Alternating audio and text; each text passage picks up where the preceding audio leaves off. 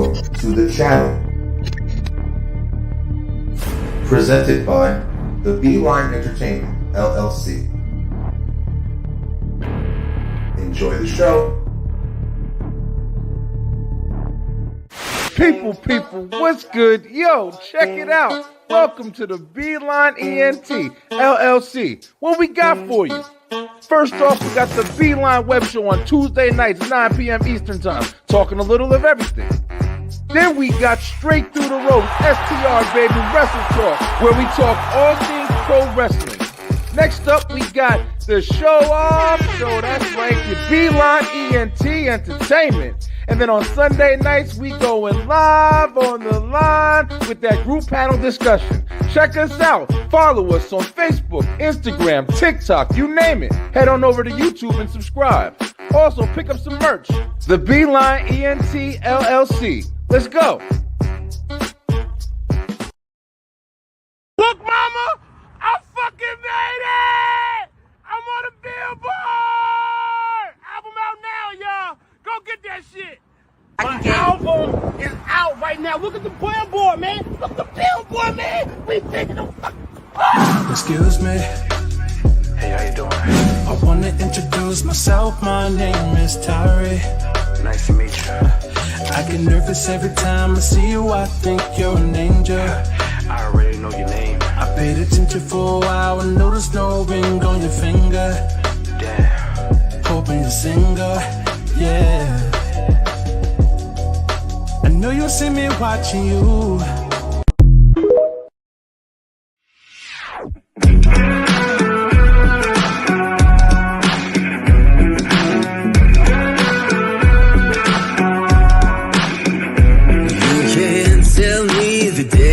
Stacked. You can whisper behind my back. You can show me how the odds are up against me all day long.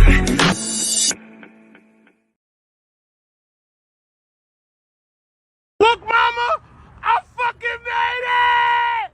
I'm on a billboard! Album out now, y'all. Go get that shit. My album is out right now. Look at the billboard, man. Look at the billboard, man. We taking the Excuse me. Hey, how you doing? I want to introduce myself. My name is Tyree. Nice to meet you. I get nervous every time I see you. I think you're an angel. I already know your name. I paid attention for a while and noticed no ring on your finger. Damn. Hoping you're a singer. Yeah.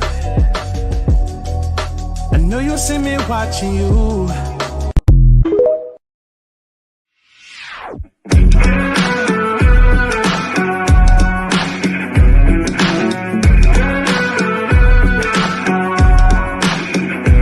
You can tell me the deck is stacked.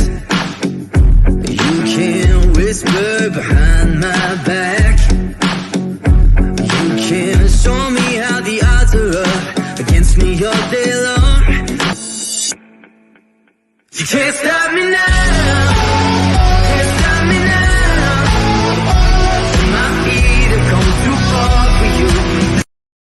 Get more W, that Genderless energy drink mix that's going to power you through your gaming, content creation, whatever you're doing, is there for you. Enter that promo code BrianB NRG and get 10% off your order today. Get more W, get more power. Yes, you are, yes, you are, yes, you are the only one. 'Cause there's something special about you.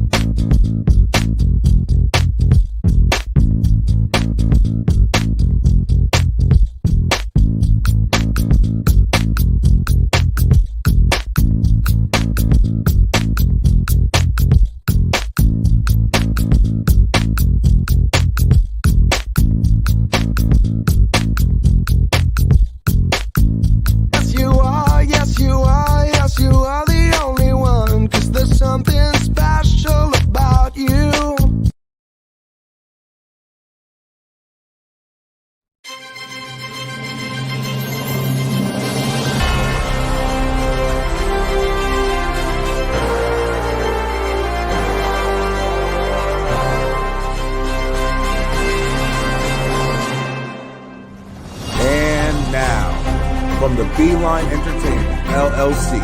From Straight Through the Ropes Wrestle Talk, we proudly give you the first annual STR Recap Awards of 2023. And here to kick things off is your host, Ryan B.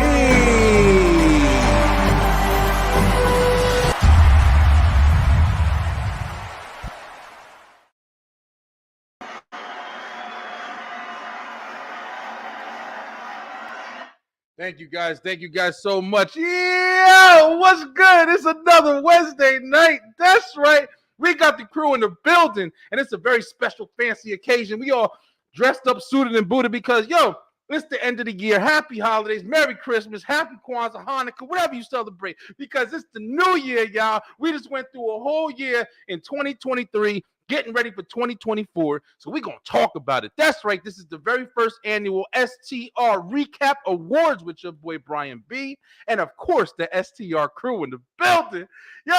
Listen, we got a really eventful show for you tonight. I really hope that you guys play along.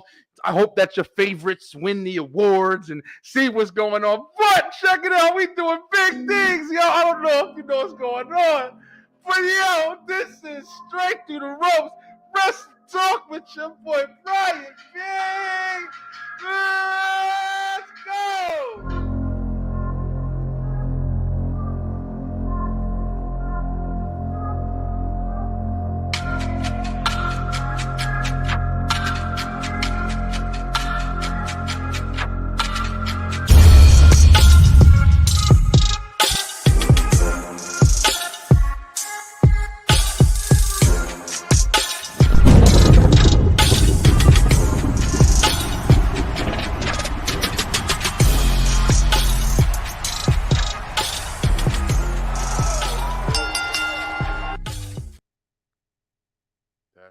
That's right. What's good, y'all?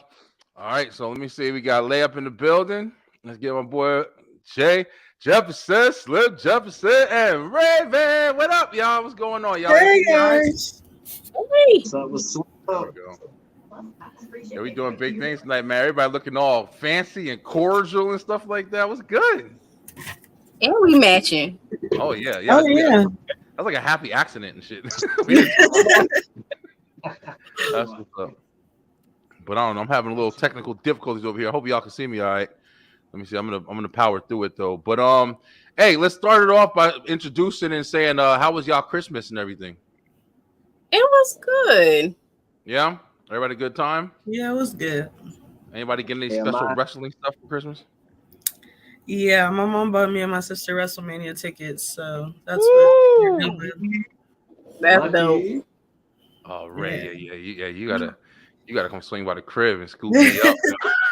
I'm excited. WrestleMania is in Philly this year, so that's gonna be really good. Punk. That's crazy. Listen, bro, we gonna see. All right, let me see what's going on. Y'all don't know what's going on with I got some kind of weird thing going on my computer right now. Of course, on awards night, we're gonna have some technical difficulties because that's just what it is. It just gotta be like that. But let me see if I can get in here and fix this real quick so I can introduce everything. But if you guys can hear me well, we are going to be going over, we have a list of 8 categories.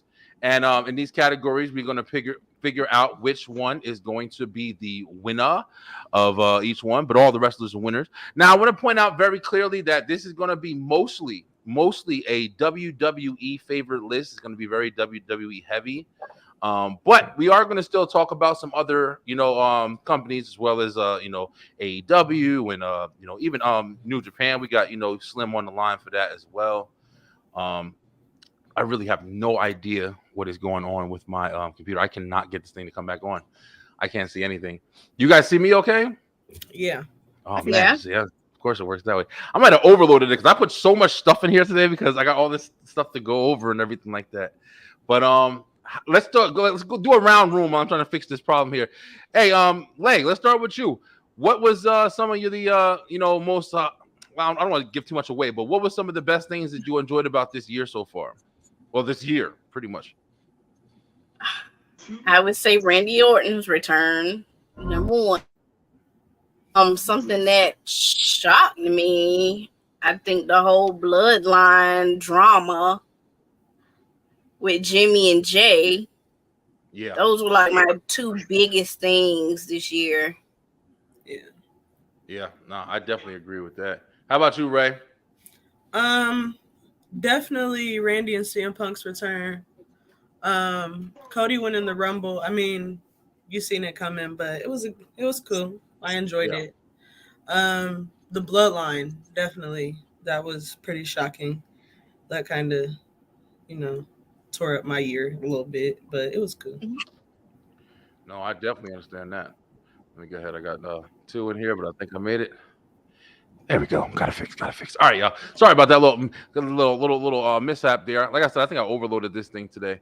But yeah, you guys are right, man. We had some really crazy events happen this year in wrestling, man. As a whole, you know, like I was saying, like there's a lot of WWE talk we're going to be doing tonight, but as a whole, like, you know, in wrestling all around, there's been so many crazy events, people returning, you know. That's why I thought, you know, an award show to cap off the end of the year would be the best thing to kind of shine on it. I think we got treated to a lot of good stuff this year, man. And Really? I think I think we talked about it last week. We're in an era, man, where it's never been better to be a wrestling fan because there are so many options right now.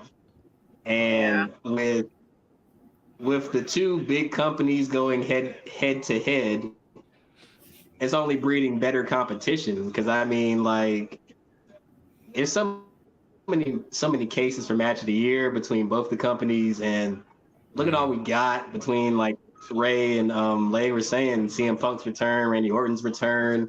Like, not trying to be funny, who had it on their bingo card that Becky Lynch and Trish Stratus were going to put on a banger of a match earlier this year, especially with you know a lot of people not having faith in that storyline. I know I didn't have faith in that storyline when it first started. Yeah. Yeah, well, let's kind of segue into that, as you say. So listen, so we're gonna go ahead and jump in. We got 8 categories. We're gonna be talking a lot tonight. So to kind of segue off of what Slim just said, one of the first categories we have here is storyline of the year. Storyline of the year. Check it out. So this is what we're gonna do for people at home, whoever's watching. Everybody that is in the nominees for each award is going to be scrolling past your screen, and we're going to be talking about them while you're able to look at them. So feel free to drop in the comments who you feel deserves the award for storyline of the year. It's going to be our first category we got. So we're going to kind of round room it because, like I said, we got a lot to talk about, and we're going to see. Now, one of the candidates for this is the Trish and Becky storyline. So did everybody in the room enjoy that storyline? It was cool. Yeah. I think it was kind of hard because it was just like, you know, it was mainly Becky and Trish, and then you just kind of just inserted Zoe right in the middle of it. Mm-hmm. So it kind of became less about them and more about Zoe being the protege, and we kind of already seen where that was going with, you know, the protege getting frustrated with the master, and we seen that culminate in their cage match. But to the credit of both women, the legend Trish Stratus and Becky Lynch, that cage match they put on to set the tone for the night, you know, like that, they blew it out the water. Yeah, I agree. I agree pretty much with everything you just said, Slim. Like I think that it was really nice seeing Trish Stratus back, like, you know, and she looks phenomenal, man. Like, she hasn't missed a beat.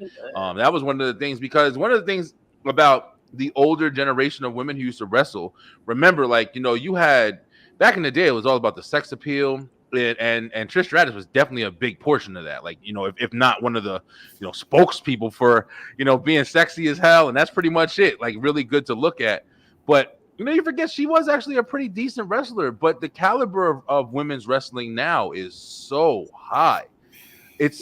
I personally don't feel like Trish Stratus was ever on the kind of caliber that, like, even Becky Lynch or Charlotte Flair ever was on. But she shocked me when she came back because she was holding her own with everybody. It was real interesting. Even that match with her and Raquel Rodriguez. To no fault of her own, for her to make a name for herself when at that time, women's wrestling was considered the bathroom break of era. Because like during the height of the Vince era, what was it? It was almost every other pay-per-view was a bra and panties match or bikini contest, a mud bath, a bikini contest. Or the Thanksgiving gravy match. Yeah, remember that one? Thanksgiving and gravy and gosh. food. It was wild back in the day. I think that we got to look at it for what it is. Like, it's kind of a cliche, but at that time, her and Lita were breaking barriers, putting on bangers and matches, especially for that women's division. And one can argue, like, if they were given enough time as the men back then, they had a lot of talent in that locker room. Like Trish, Jacqueline, Lita, a Jazz. If they used her right, a friggin' Awesome Kong. Jesus Christ, that's a missed opportunity. Remember Awesome Kong? Yeah. She was hectic. It was scary to see her wrestle in the ring. But you're absolutely right, man. I guess that may be a reason why maybe they just didn't have the amount of time to really utilize their development and show their development, because they were being pushed more as sex appeal instead of actual talent on the roster and stuff like that. But damn, Trish is that's the first love right there. I remember I was in love with Trish Stratus, man. I know a lot of dudes my age was. But so we got Trish and Becky. As far as the storyline went, I thought it was okay. It did kind of culminate. It was something that was dominant in the year. They had 3 or 4 matches, I think. They kind of stole the total story for a while. So yeah, it did go through. So I think that's a good pick. Let's see. Next we have let's go ahead and jump right into Brock Lesnar and Cody Rhodes, man. This is another feud that kind of took in the year. It was kind of interesting, doing the research and stuff like that when I was doing the getting prepared for this. There were so many feuds that I had to remember if it was 2002 or if it was 2003, especially with the Bloodline stuff, because the Bloodline stuff, literally, you got lost. That shit was going on 3-4 years. It's still going on. So it's Brock Lesnar and Cody Rhodes, just to give a recap. I don't know if I have any slides from it, but the one thing that happened was, Cody had recently lost to Roman at Mania, and he was not having it because, Roman did his sneaky heel stuff. And, they came out and was like, yo, I'm going to get me a tag partner, blah, blah, blah, to go up against whoever or whatever. And then Brock Lesnar came out, and then, there we go. We got something for it. And then Brock Lesnar came out and basically shocked everybody. Was like, yo, yeah, I'll be your tag partner, Cody, and shit, and cowboyed it off and shit. But listen, after that, you had there and they got in the ring, and before you know it, I think this is how fast this was. I think I sat there and I did something, and I put it on. I saw Brock Lesnar get in the ring. And I saw whoever was announcing it, and I turned my head to do something, and turned back, and Brock Lesnar was just kicking his ass. I was like, "Damn, what happened? What'd he say?"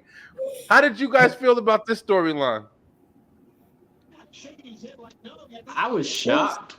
I guess it was a good filler. It was good. I feel like it was a good filler for the moment.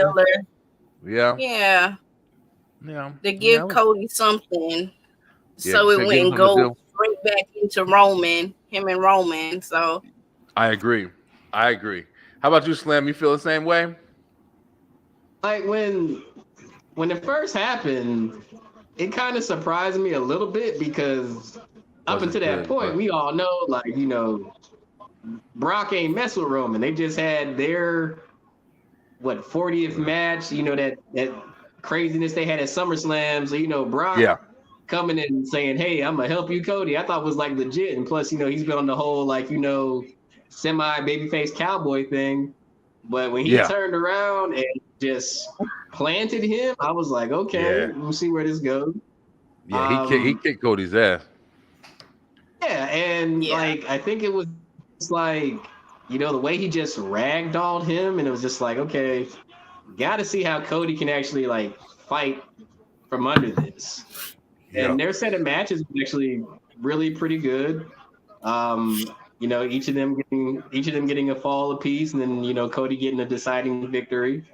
And it says a lot when Brock puts somebody over, because a lot of people don't get put over by Brock Lesnar. That's just the honest truth. Almost anybody. I don't think I can't really remember anybody. I remember Kurt Angle kind of putting him over, but I can't remember too many people. But yeah, I mean, it was interesting time. I mean, for me personally, when I saw Cody and Roman at Mania, I was the small majority that didn't want Cody to win the title yet. I felt like it was being given to him. I felt like it was. He had came back from his injury and he was number 30 in the Royal Rumble.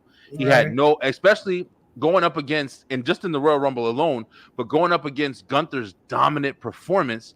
Then you just jump in and see this guy jump right into the number one spot. I mean, I was not feeling Cody being the one to take it. And I know everybody was more feeling it. In my opinion, everybody was more feeling it because they wanted Roman to lose the shit because they were tired of him having it. But Cody finishing the story seemed like it was the man. My equipment is messing up today. Seemed like it was the best thing for the the opportunity at that time. But I feel like the Brock Lesnar part is them understanding that shit, because it felt like WWE understood that Cody had to work for that shit a little harder than what he did. And when he lost that Mania and then fed his ass to Brock Lesnar, it gave Cody the chance to prove himself in WWE, not AEW, not anything else, but in WWE, back in AEW, when he was Stardust and shit, and he said, "Fuck all this, I'm done. I hate this shit." And he bounced. And he became something. You feel me? Like he became something. Cody Rhodes became something in the indie, something phenomenal, something dominant. Definitely. And then when he came back, just thinking everybody just gonna give him that shit, he had some good matches with Seth. Then he got injured. Then he bounced, and then he had to come back and just take the title off the most dominant person in the industry. Come on, bro. If people were really fucking mad that he lost, I'm saying he was supposed to lose. There's no way he should have beat Roman at Mania this year. But like y'all said, Brock Lesnar put his ass over, yo. Brock put him ass over. Beat his ass too. Broke his arm. Cody kept coming, and that showed the dog in him. And remember that shit, bro. Let me see. Will over here blowing up the comments. Lesnar is just adjustable piece that will give a 10-minute match and then leave. Hard to build a story with him when he's a part. Yeah, but at the same time, it's like Lesnar still in that 10 minutes can establish a whole fucking story. That's the thing about it, though, because of his name and who he is. At least that's what I feel. Yeah, his name holds a lot of weight. The story is kind of different than just coming in and brutalizing. With Brock Lesnar, he comes in, you win your match, and he comes in, you hear the music, he comes down, brutalize you, F5 you, whatever. So I get what William's saying. Yeah, it's a good match for those 10 minutes, but building a storyline is so much more than just coming in, brutalizing, F5ing you, and then heading on back to the mountain. Oh yeah, you're right. I definitely understand as well. They needed to protect Roman because they didn't have a plan post Roman. That's interesting too. That's definitely interesting as well. They got a lot of people in there now. Technically, McIntyre should have at Clash of the Castle. I mean, that would have been something good for him. I think. I mean, it would have told another story. I was so sick and tired of hearing those tell the story shit. I got CM Punk saying it. I'm like, yo, stop telling stories already. Just do it, okay? Watch a movie. I'm on the opposite. Lesnar to me is like a bigger CM Punk. All you get is nostalgia. I mean, I don't know. I'm not a Brock Lesnar fan in the biggest way, but I don't dislike him. I mean, I am tired of kind of just seeing him pop up every now and then, because I know, like you're saying, well, I guess like I know it's not going to amount to anything. So I am ready to see more like established people, get opportunities and also, be something that I can be engaged in instead of just seeing something real fast to enjoy and then, look for something else. But yeah, I mean, Cody and Brock, I thought it was an interesting storyline. Definitely one of the bigger storylines of the year for sure. And it did, I think, finish up pretty well. So hats off to Brock and Cody. So we got, after that, like I said, we get lost. It'll be easy to go 4 hours in this motherfucker. So we're going to try to breeze through some of these. We do have Judgment Day. Now, I did put Judgment Day on here as just kind of all-inclusive. Everything that Judgment Day has been a part of has been phenomenal to me. this year. You're not going to hear much argument from me with anything Judgment Day included. I think that they have been one of the most entertaining things in wrestling this year. And it's crazy to think of what they came from. Remember, like how like stale and just just underutilized they were. They were losing all the time. They were just like damn Retribution. Remember that shit with Mustafa Ali and all that coming out fucking with the purge outfits on and shit. What you guys think about Judgment Day, man? I love Judgment Days. Oh, go ahead, ever since I think ever since they split from Edge, they spread their wings and they flown. Like, yeah, look how much like Priest has improved and changed and where he's at right now. Look at the dominance of Rhea. Dom is arguably one of the top, if not the top heel in the company at the moment. And, even though he just came along, JD does his thing when he needs to. As a whole entire package, how they are presented and how they can be injected, we have beef with Kevin and Sammy. We also got beef with Cody. We're making shady deals with the bloodline. Like, who is the true leader? Is it Rhea because she's making moves? Is it Damian because he's Mr. Money in the Bank? I think as a whole, it's amazing. And plus, like, you can't pay for the heat that they have. Like, I've seen and heard from people that say when they go see Dom live, that ain't piped in. They really booing this man like that. Like, it's crazy. That's what I heard too. But it's just like, I think, for me, it's just like, I remember seeing all of them, like Raw and NXT and NXT UK. Heck, I'm old enough to remember Dom when he was a stipulation in the ladder match. And to see him be where he's at right now is amazing. Yeah, for real. Definitely. Ray, how you feel, Ray? Oh, Ray bounced. Sorry. No, you good. So how you feel about Judgment Day? Judgment Day is one on the list as far as storylines. Almost everything from the JD McDonough story, from the Damian Priest with Money in the Bank. I mean, they've been Rhea at Mania winning the title. Mm-hmm. They've been dominant this year. It was kind of slow for them a little bit in the beginning. Yeah, fake that. But I think since Finn and Damian got the titles and Rhea has a title, they've just been dominating at this point. Yeah, really. And it was kind of unexpected. Like, I didn't expect them to be where they are today. Yeah, I say the same thing. I thought that they were going to be, just like I said, off of a Retribution or whatever they were called, and coming out with masks and just kind of goofy name, even the Judgment. Yeah. What the hell does that even mean? I thought once Edge left, it was gonna like have a different feel to it. Yeah, but they did an amazing job, and I definitely am interested in seeing the progression. Like you guys said, Dominic Mysterio. I mean, I remember when Dom first came and started really, teaming with his dad and everything like that or whatever.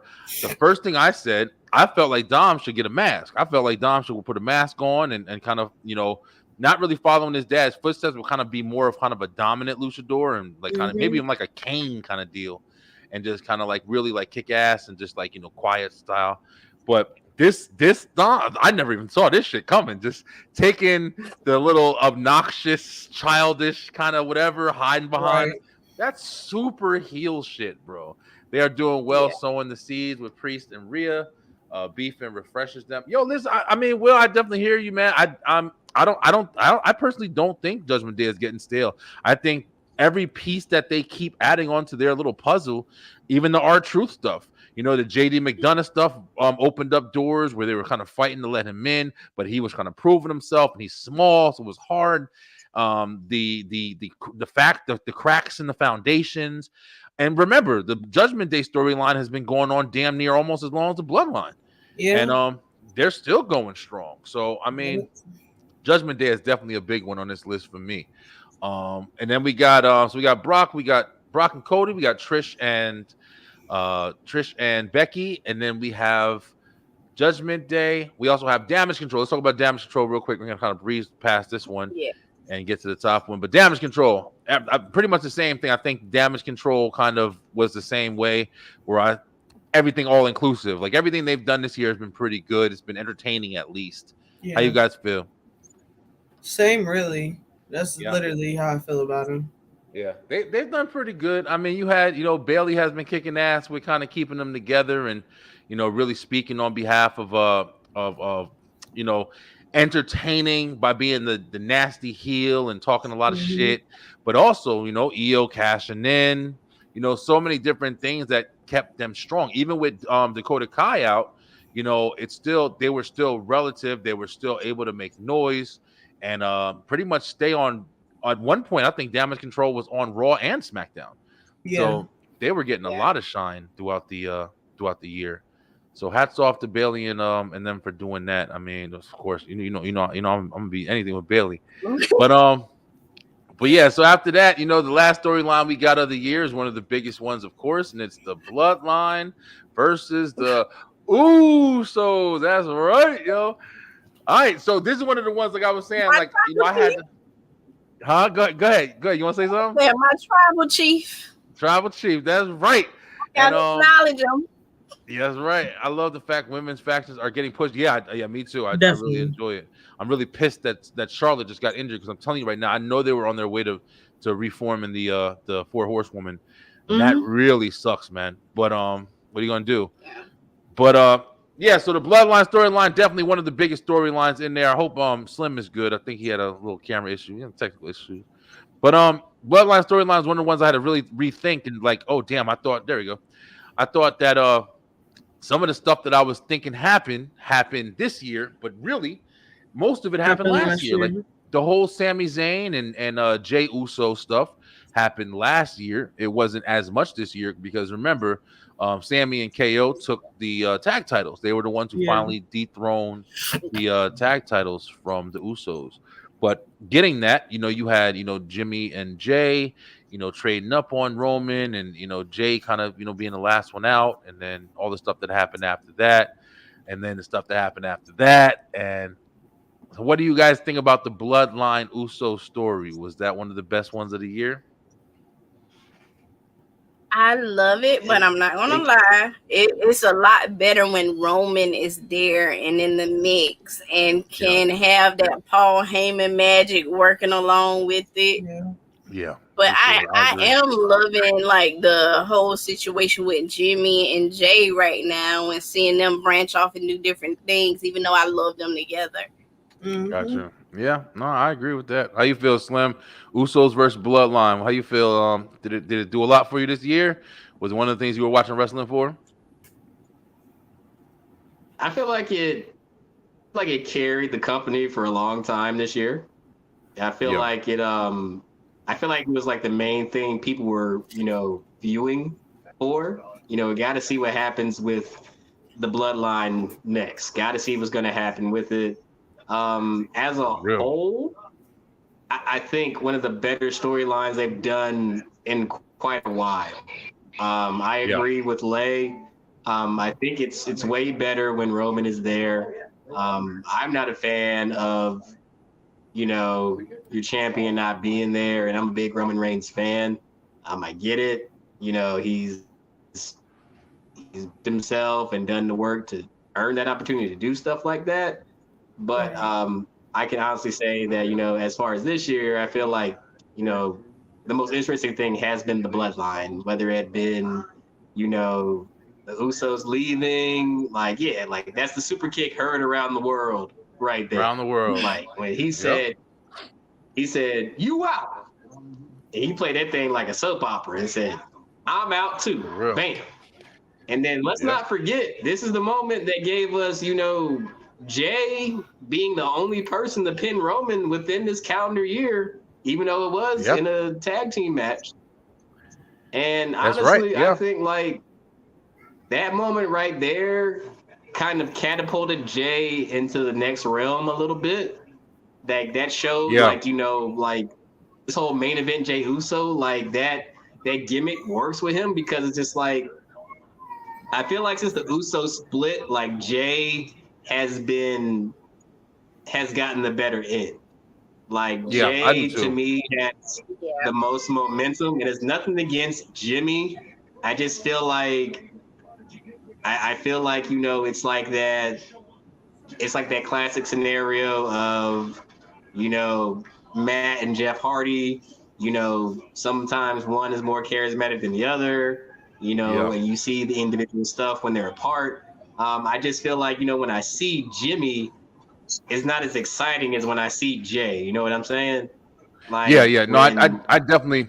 It's surprising too with that because Jimmy was always, in my opinion, I thought he was going to be the more breakout because he always had a bigger personality from the Total Divas stuff to even their Mm-hmm. character kind of in the Yeah. ring and everything. But Jay really proved the Bloodline gave Jay the opportunity, and also Jimmy's absence when Roman really took over because at the beginning even you saw Jay's character developing when Roman was kind of, at his most dominant, in my opinion, with the Definitely. Thunderdome era, when he was on that chair shit. He said, I love you too, motherfucker. And he was beating his ass. I was like, yo, Jay, Mhm. yeah, he's somebody to watch.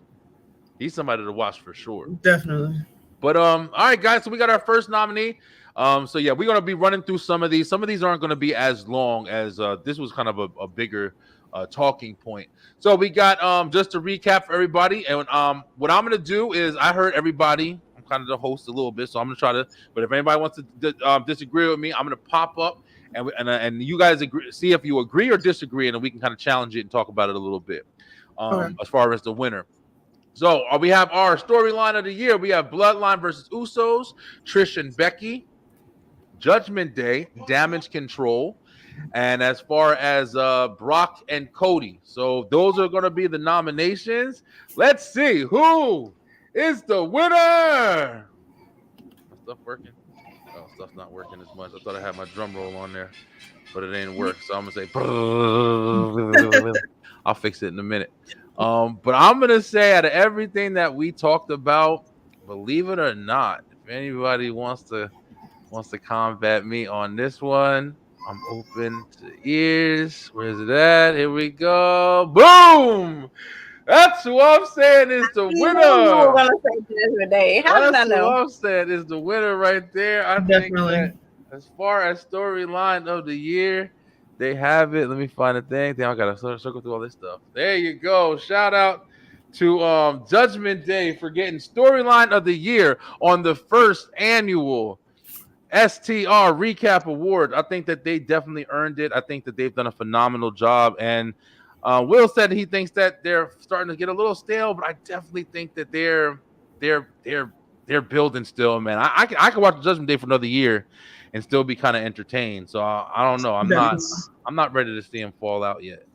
But let me put my thing back on because I definitely want my damn sound effects or whatever. All right, so I'm glad everybody was able to agree with that one.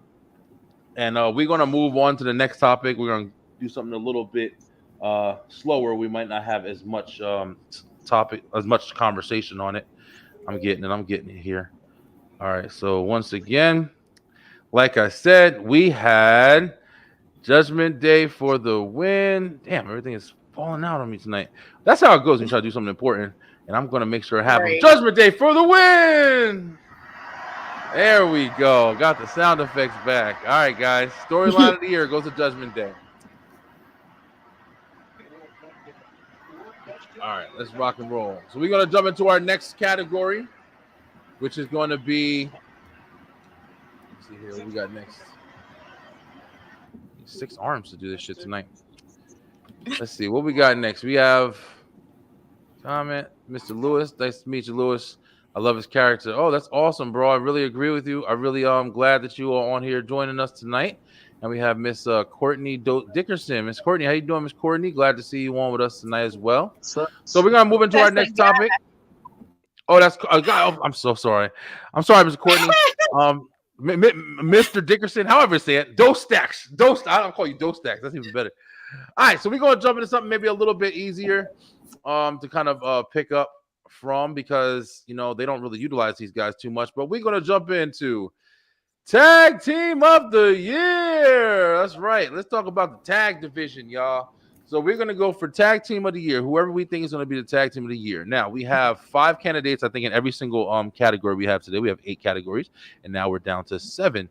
So the tag teams that we have to choose from are going to be the Usos. So remember, the Usos were a tag team for most of the year until coming towards the end of the year. We had the Usos, and you had the Judgment Day. You had KO and Sammy. They definitely did a lot. And I had to kind of decipher from these two right here because I was trying to think about the tag team division, and we'll talk about it. But I got Alpha Academy, and I have the Brawling Brutes. Now, just to give you guys a little bit of story of how I got those together. Listen, count them out. Street Profits. What the fuck they do this year? Not much. You had the shit with Bobby Lashley. Nobody knows where that shit's going still to this day. You had, groups and stuff like the LWO. Tag division didn't do nothing. You had the New Day bounced around here and there, had a couple of good matches in a couple spots, but let's be honest, didn't really do nothing. Viking Raiders, couple of matches here and there. You had a return from Valhalla, made it a little interesting, didn't really do nothing. Tag has not been strong with WWE. The people that I chose in this thing, we all kind of nominated ones. I added those 2 on there because those are the ones who really did the most, man. KO and Sammy are the ones who took the titles from the Usos, the most dominant, tag team champions of all time, really. Held the titles for, I believe it was 670, wasn't it? Like 675 days or something like that. Unbelievable, man. But so you had let me see. Let's see what Lewis is talking about. Here's a question. Why do you guys think the Viking Raiders never got that push? I mean, go ahead, Slim. You want to answer that one? I think they're just missing something, and I don't know exactly what it is. Like, don't get me wrong. I love the Viking Raiders. I met them when they were War Machine and Ring of Honor, and they can go. Don't get me wrong. They can go. I think it's just that when they were in NXT, they were a force. And ever since they've been called up to the main roster, they've been toned down. Like, the Street Profits have bounced back from this, but I don't believe ever since they did that whole comedic tag team match a couple of years ago against the Street Profits, I think it was like the 2 Manias ago, they really never recovered from that. That's when we first discovered Omos, because he was a giant ninja of all things. Right. But I think on the flip side of that, shout out to Eric. I hope he gets better from his neck fusion surgery. I heard it was successful. Neck injuries have been a lot this year.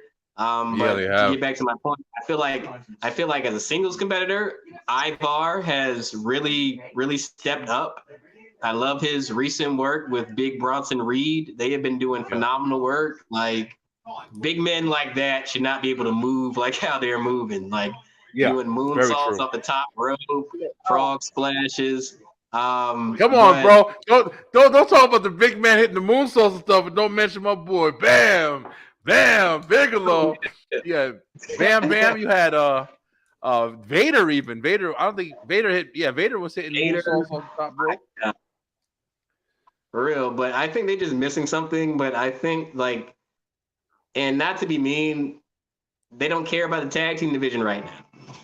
And I believe that this is where I wish you watched more outside the bubble, Brian, because there's 2 teams that I feel should be on this list, but I know we're keeping it in the E. But I really feel like we're gonna add them. Okay, Adam, I want to talk about it. Yeah, so that's your specialty, bro. So we going the awards part is definitely for the what's it called. But as far as just talking about throughout the whole year, I do want to have conversation about it a little bit, because I know there's definitely a lot more. Like even though I mostly watch W, I know there's a lot more people who even though W don't have the top tag teams. I know there's big tag teams like even Billy Gunn and his kids and stuff like that. The scissor shit all year, like all of that stuff was entertaining as hell, bro. Like, you know what I'm saying? Like, so it's interesting. But yeah, Lay, how do you feel? You feel like the tag teams that we have on this list for WWE are accurate? Yeah, because I really can't think of anybody else that just stood out. Yeah. Like, Yeah. like Yeah, you so you're said, right. beside the Usos and KO and Sammy, even though I don't care for them, but there's Yeah. no storyline. There's nothing.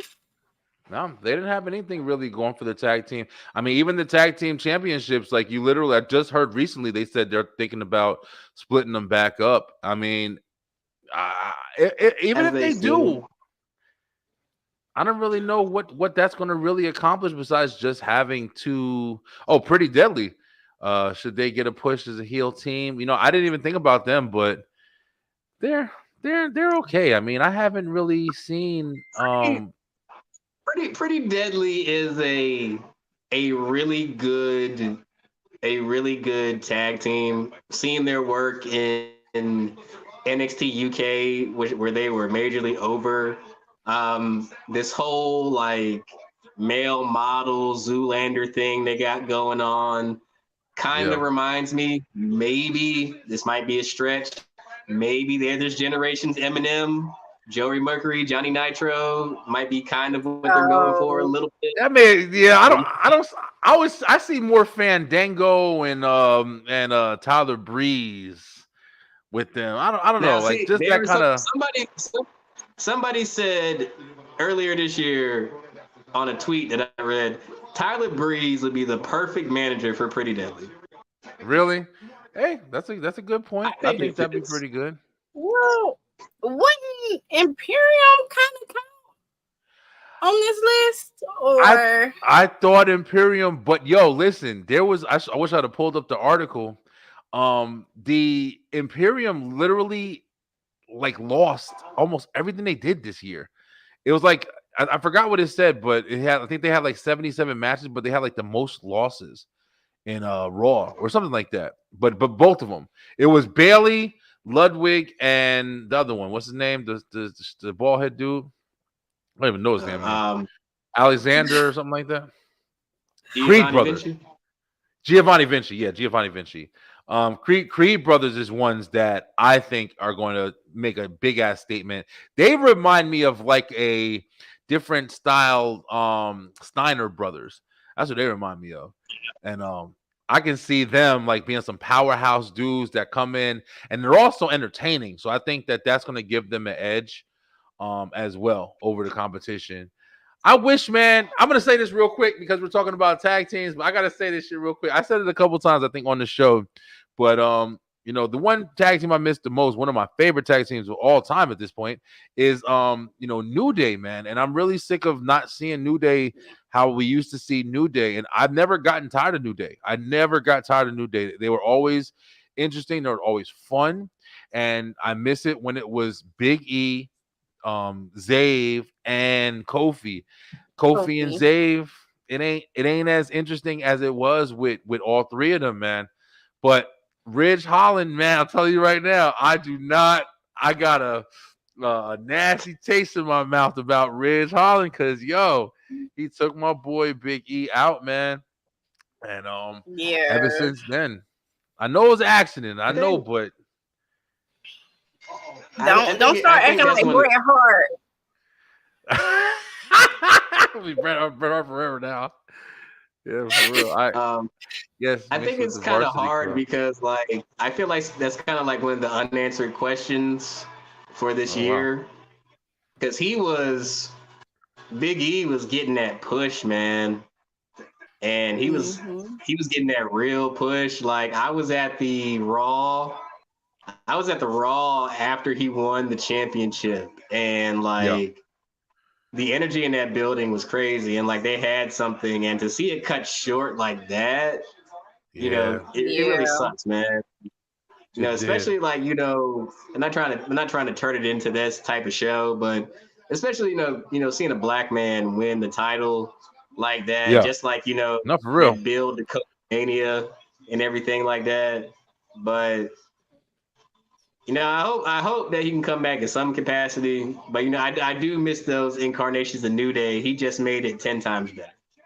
Yeah, it really did, man. And the tag division felt so important between them and the Usos, and even the other tags that were around that was going head to head. I mean, you had them, the Usos. Who else was around back then? We looking like what, 2018, 19 or whatever. The New Day and the Uso matches were incredible, man. I remember that damn Hell in a Cell match that they had.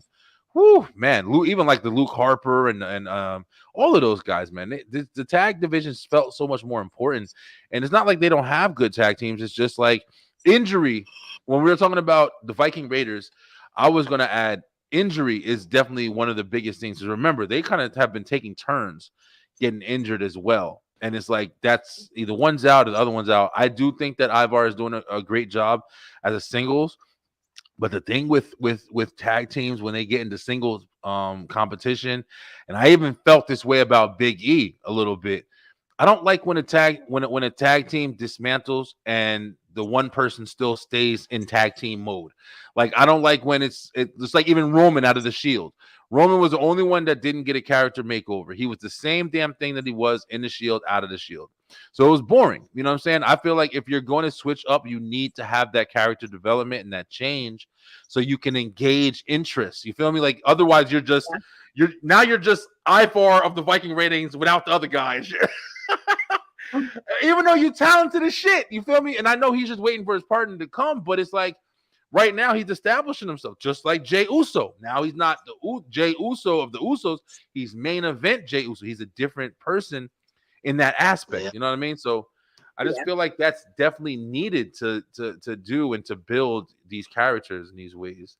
So yeah, we'll see. But all right, so we got Usos, Judgment Day, KO and Sammy, Alpha Academy, and the Brawling Brutes. Let's just be honest. Brawling Brutes definitely ain't in it. I'm just gonna be real. I'm gonna be real with you guys. Rich Holland, I ain't on your tip, bro. Even though I like Butch, I hope that they change that man name back to Pete Dunne. Pete Dunne, please let him be a shit, yo, because he's somebody who needs it. Please let him get his shit back. But so we got out of this list, I'm gonna say KO and Sammy.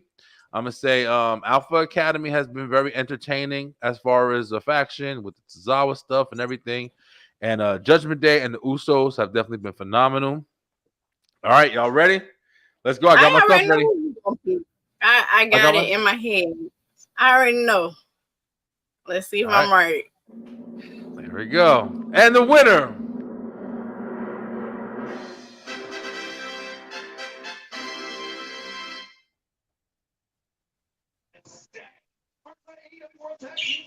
Hold up. I'm trying to get it. I'm trying to make my mind up. I'm trying to see if I want to do it. You know who you gonna say. Right. That's right. It's going to the Judgment Day, baby. That's right.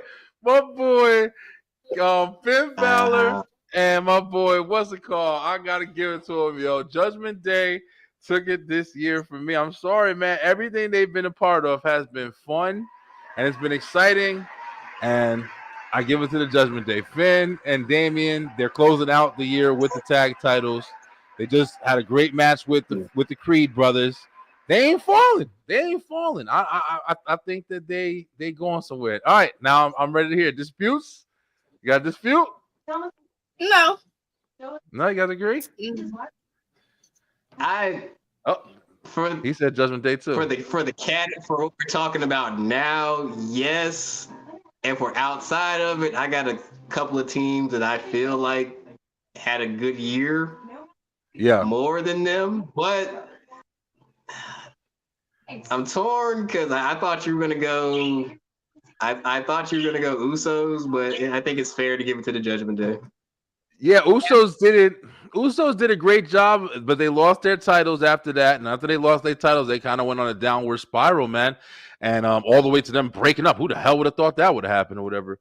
But you know, I even remember the Usos saying that, you know, they don't never want to be singles competitors. They just want to go in and be the greatest tag teams of all time. So, but we'll get to that. We still got some more categories to go through. But yeah, man, I definitely think that the Judgment Day has done an amazing job this year. Probably one of the, I'd say, breakout factions of the year. But we got some more categories to do. So I don't want to jump the gun in too many ways. But if there's no disputes, let's go ahead and keep it moving. Looks like we lost Ray. I didn't even realize Ray dipped out. But all right, so we got the next category here. We have the tag teams. Let's see. We're gonna go for a little bit more serious now. So we got a couple of these big ones we got to knock off. It's already an hour into the show. So we're gonna jump right into this is a big one right here. Heel of the year. The bad guy. Say goodnight to the bad guy. That's right. WWE. Hey, before we start there, Slim, I wanted to ask you. You said that there's some tag teams. So who would be some of the number one tag teams that you would say in other divisions right now? Just give like a couple. Honestly, for this year, outside the E, you can't deny what FTR has done in AEW over this past year, including putting over new talent. Before he got hurt, Aussie Open, Kyle Fletcher, and them were doing really, really good. An Australian tag team that works in New Japan and AEW. Also, ABC, they're also a part of the new Bullet Club, Chris Bay and Ace Austin down there in Impact. One can argue they had a really, really good year as a tag team as well. A lot of good teams. I think honestly, for a lot of fans out there, I think it was a down year for the Young Bucks. Not a lot of wins. They got like maybe that one trios tag team win. And as I speak right now, ESPN has voted FTR Tag Team of the Year. But oh, really? Okay, congratulations to them then. Yeah, that's why I say we got to get you to watch Outside the Bubble, man, because like that's the one thing I will say AEW does well. They do tag team wrestling pretty well. But those are three teams. Yeah, definitely. I'm interested in diving into more of that this year. Especially. Oh, I think Slim late. Looks like me and you. I think Slim froze up. But all right, so we're gonna jump in. Let me go ahead and so he ain't looking crazy. But Slim will be back. But all right, I want to take this time real quick before we jump into Heel of the Year to acknowledge some of the people that were actually out of WWE this year. That was a big thing that happened as well. Every year they pretty much have some cuts that happen. This year you had some pretty big names, and just to give you a couple, people that were let go include Riddle. Matt Riddle, somebody who was definitely making a big name, had a pretty big year. With Randy Orton and the RK Bro, something I was never really a big fan of. How about you? You was into that?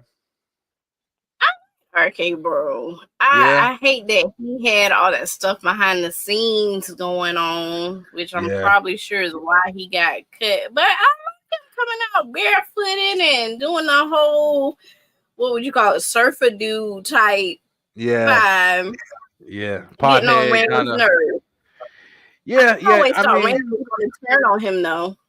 I think they tried it a couple times, but it just never really fit. Like, I don't know, because I remember he RKO'd him a couple times, but it just never seemed like it fit. Hey, Brian Elias, your boy JC, what up? Happy holidays, bro.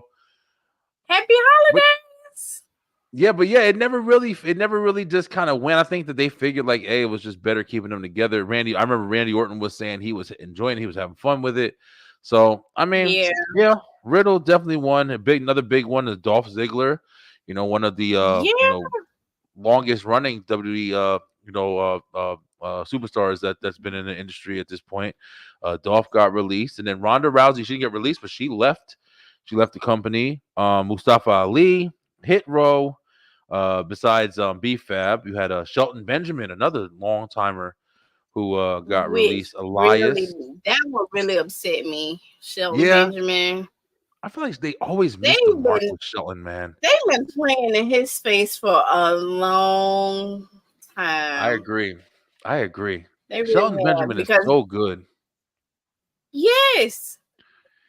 When he came out with Kurt Angle and that whole Team when he was champion, he was good. He's a phenomenal wrestler. I even like the whole gimmick with the mom.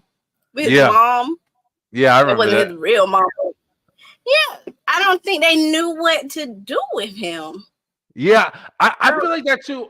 There's also like I always try to remember like the stuff that we know is not nothing compared to the stuff that they know as well. You know what I mean? Like I know there's a lot of times that a lot of fans and stuff like that are like, oh man, why aren't they not doing this? This guy is so good.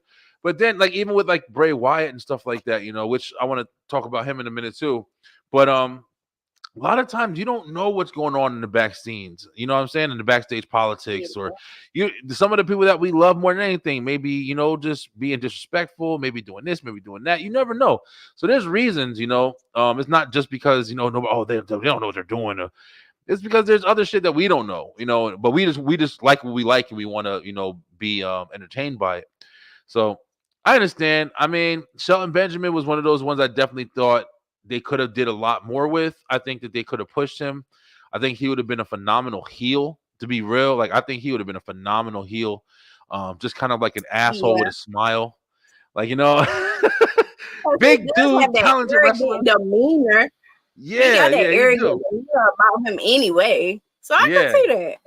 Yeah, I would have loved that. But you had Shelton Benjamin, you had Elias, you had Emma, you had Madcap Moss, you had Rick Boog, somebody who just kind of kicked in the door. I mean, Rick Boog could have came and went. I didn't really. You had Aaliyah, you had the Maximum Male Models. We're talking about them, Mansoor and what's his name? How the hell do you say his name? Mansoor and Monse or whatever. It was Mace. It was Monse or whatever. I think it's Monse. Monse. And then you had Shanky. Remember Shanky, the big, tall Indian guy who's dancing all over the place? Yeah. I don't know what the fuck they got going on. Jinder Mahal and the damn Indus Sheer. I don't know what they're doing. It's another tag team that's just not being used at all, bro. It's like, what's wrong? They seem like they should be. Start. Because, I mean, I feel like right now he's still trying to build up things because you see he cast the what is it? The Hall of Fame. He's going to be doing that all by himself. Yeah. And a couple of pay-per-views that are strictly him and his creativity. So I think he's just getting things ironed out. And you see how he opened the door for the Japanese wrestling and how they're supposed to be collaborating soon. And that's never happened. Yeah. I mean, and that's really interesting. Also, you hear recently, I don't know how far it is, but apparently they're pushing to start advertising on the ring apron. And that was something that, Vince McMahon, he never wanted to happen. Like, it's one of his biggest things. He didn't want anything to be on his ring, but they're pushing for that now. And I can definitely see that, being them signed with Endeavor and everything like that. Yeah. So we'll see. It's definitely some big changes I think is going to be happening. I think a lot of things are going to be seen this year coming up too. But you also had Dana Brooke, another one who was in there for a while, who got released this year. So hopefully they're all doing good. You saw a lot of people, a lot of their no compete clauses were up recently, and you saw like Ali looks phenomenal, like he getting in big shape and stuff like that, and even what's his name, Hit Row, big dude, Top Dollar.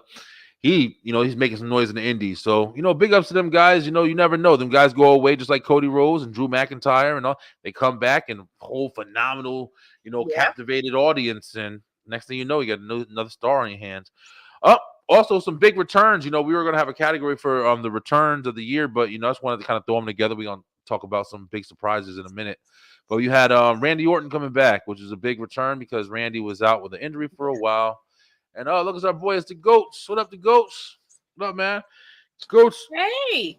Need to maybe throw your link in our comments, man, if you can. Because I was trying to find your YouTube, man, but we couldn't find it. You got kind of a very popular common name there. So if you can throw your YouTube in there, we want to follow you, man, and support as well. But you had Randy Orton coming back this year from injury. You had CM Punk, man, something that never anybody thought it was going to happen. You had Nia Jax. You had Carlito coming back. Yeah. Carlito coming back. That was a nice little surprise there. Trish Stratus, like we spoke about. Trish came back. You also had who was this? R-Truth. A nice surprise. Yeah. R-Truth coming back and blessing us with his fun and Valhalla, aka from the Riot Squad. What was her name in Riot Squad? Eric's wife, Valhalla. She was I don't know her damn. I forgot her name she had when she was in Riot Squad. I don't know. If y'all know in the comments, let us know. I completely forgot. It's based on her name, her real name. Um, whatever she used. It was Liv Morgan, it was Ruby Riot, and it was not Jessica. That was I can't remember that shit. I don't think it But was. she's back. She's back. She got makeup on, she got bare feet. She looks crazy as shit. And she wilding out. All right, Leigh, I guess it's up to me and you, yo. Let's finish up. Yeah. We're gonna be doing let's see, we got the next category. We had Heel of the Year. So we got out of these categories, gonna name all the nominees. We got Roman Reigns, you got Dirty Dom, you got Rhea Ripley, you have Gunther, and you got Shinsuke Nakamura. Now I wanted to go ahead and jump right in and say why I added Shinsuke onto this list. I'm gonna be real. I personally feel like Shinsuke Nakamura's heel turn has been one of the most refreshing things in WWE recently. I feel like he has completely been able to show a side of him that we have not seen in his tenure in WWE thus far. Yeah. Like, he's been here And since it was what? just totally unexpected. It was. It really was. It was a really nice heel turn, and it gave you, in my opinion, also it kind of really showed you just what can be done if you open up your options. You don't always have to go and find somebody to do something. You can just utilize your talent. And Shinsuke's heel turn gave him the ability to establish himself in such a different way where it was almost like a brand new character you were watching. Yeah. So I really thought that spoke volumes this year, and hopefully can move forward with Triple H's direction. Show some of these guys. Somebody else I was thinking about recently, especially when I was making the releases list, was Apollo Crews. Man, Apollo Crews was somebody who they had reinvented him a little bit. They gave him the Aziz character to go with and stuff, and then he was going again. Yeah. Then he went to NXT, and then he was going again. Like, what if? Why can't you get the shit right with these guys, man? Like, I don't know. But how you feel about the heels, yo? Which one are you rocking with the most out of the 5 categories? I'm gonna have to say Dirty Dom. Dirty Dom? Prison Dom. My dad was a deadbeat Dom. I got to. Like, out of everyone this year, impact wise, like you said, those boos, they're not filtering in, they're real. Like, yeah, he's been captivating. He's definitely been captivating, definitely making a lot of noise. That's great for him.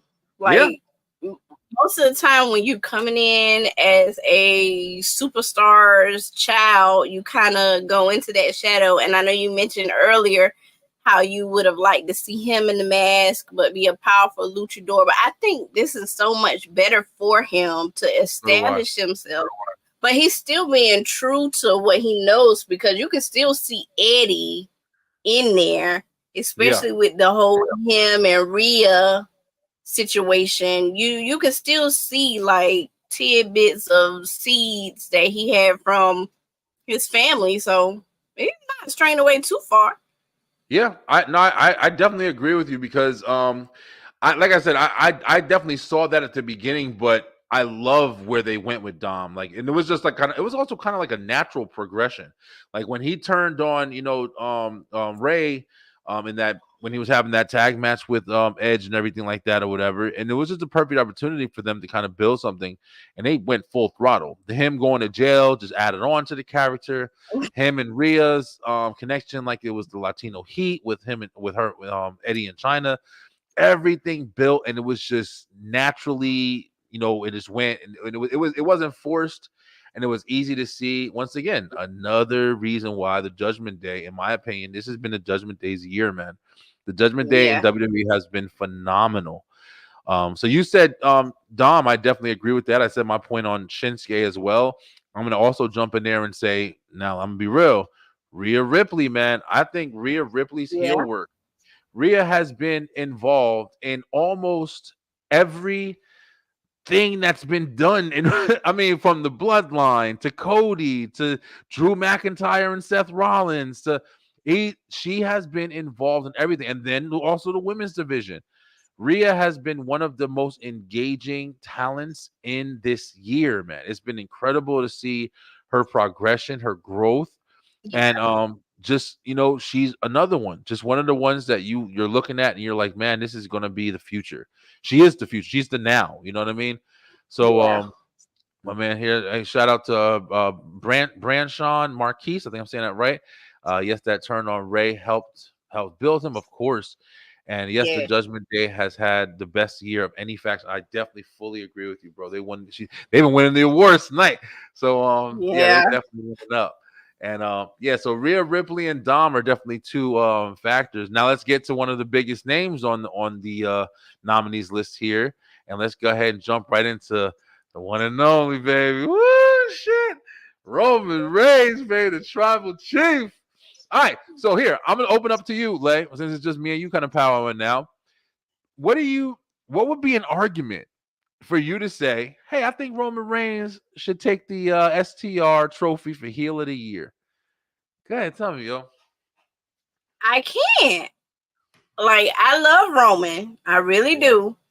But when I think about impact throughout this year, now if it was 2020 through 2022, then of course it's Roman all day. But now, like, I can't make that argument because we don't see Roman enough. Yeah. To really get our fix with the bloodline storyline or just get our fix of the tribal chief in general. So I'm gonna have to say Dom. Yo, you're absolutely right. Committed. Like Dom, even on, because I'm a social media girly. Dom, even on social media, when they were at the Hall of Fame, when him and Rhea got up, when Ray was getting ready to give his speech, and they left. Yeah, it was phenomenal. Like Dom is committed. Yeah, he's giving that behind the scene, like when wrestling back in like the 90s and the 80s, where the wrestlers stayed in character the whole time. Yeah, like you would catch the Undertaker at a gas station dressed like the Undertaker. That's what Dom is giving. Yeah, I fully agree with you. I mean, I definitely think that between Dom and Rhea, I mean, two of the biggest heels and the hardest workers, man. You saw Dom did what was it, 99 matches, just about the same amount as Cody Rhodes and Seth Rollins this year. Phenomenal, man, phenomenal. And I heard he just we got Slim's back with us. Slim, there you go. I mean, technically, cool, bro. Yeah, that's all right, bro. I had him too. I had him this earlier, so we riding through. But we on heel of the year, man. We talked about Shinsuke. I got Shinsuke up there because I said Shinsuke's character change has really opened up a fresh outlook on what character development and change does for an individual. Dirty Dom and Rhea, we just super highlighted them. We talked about why we can't really find a good reason to give Roman the STR trophy this year.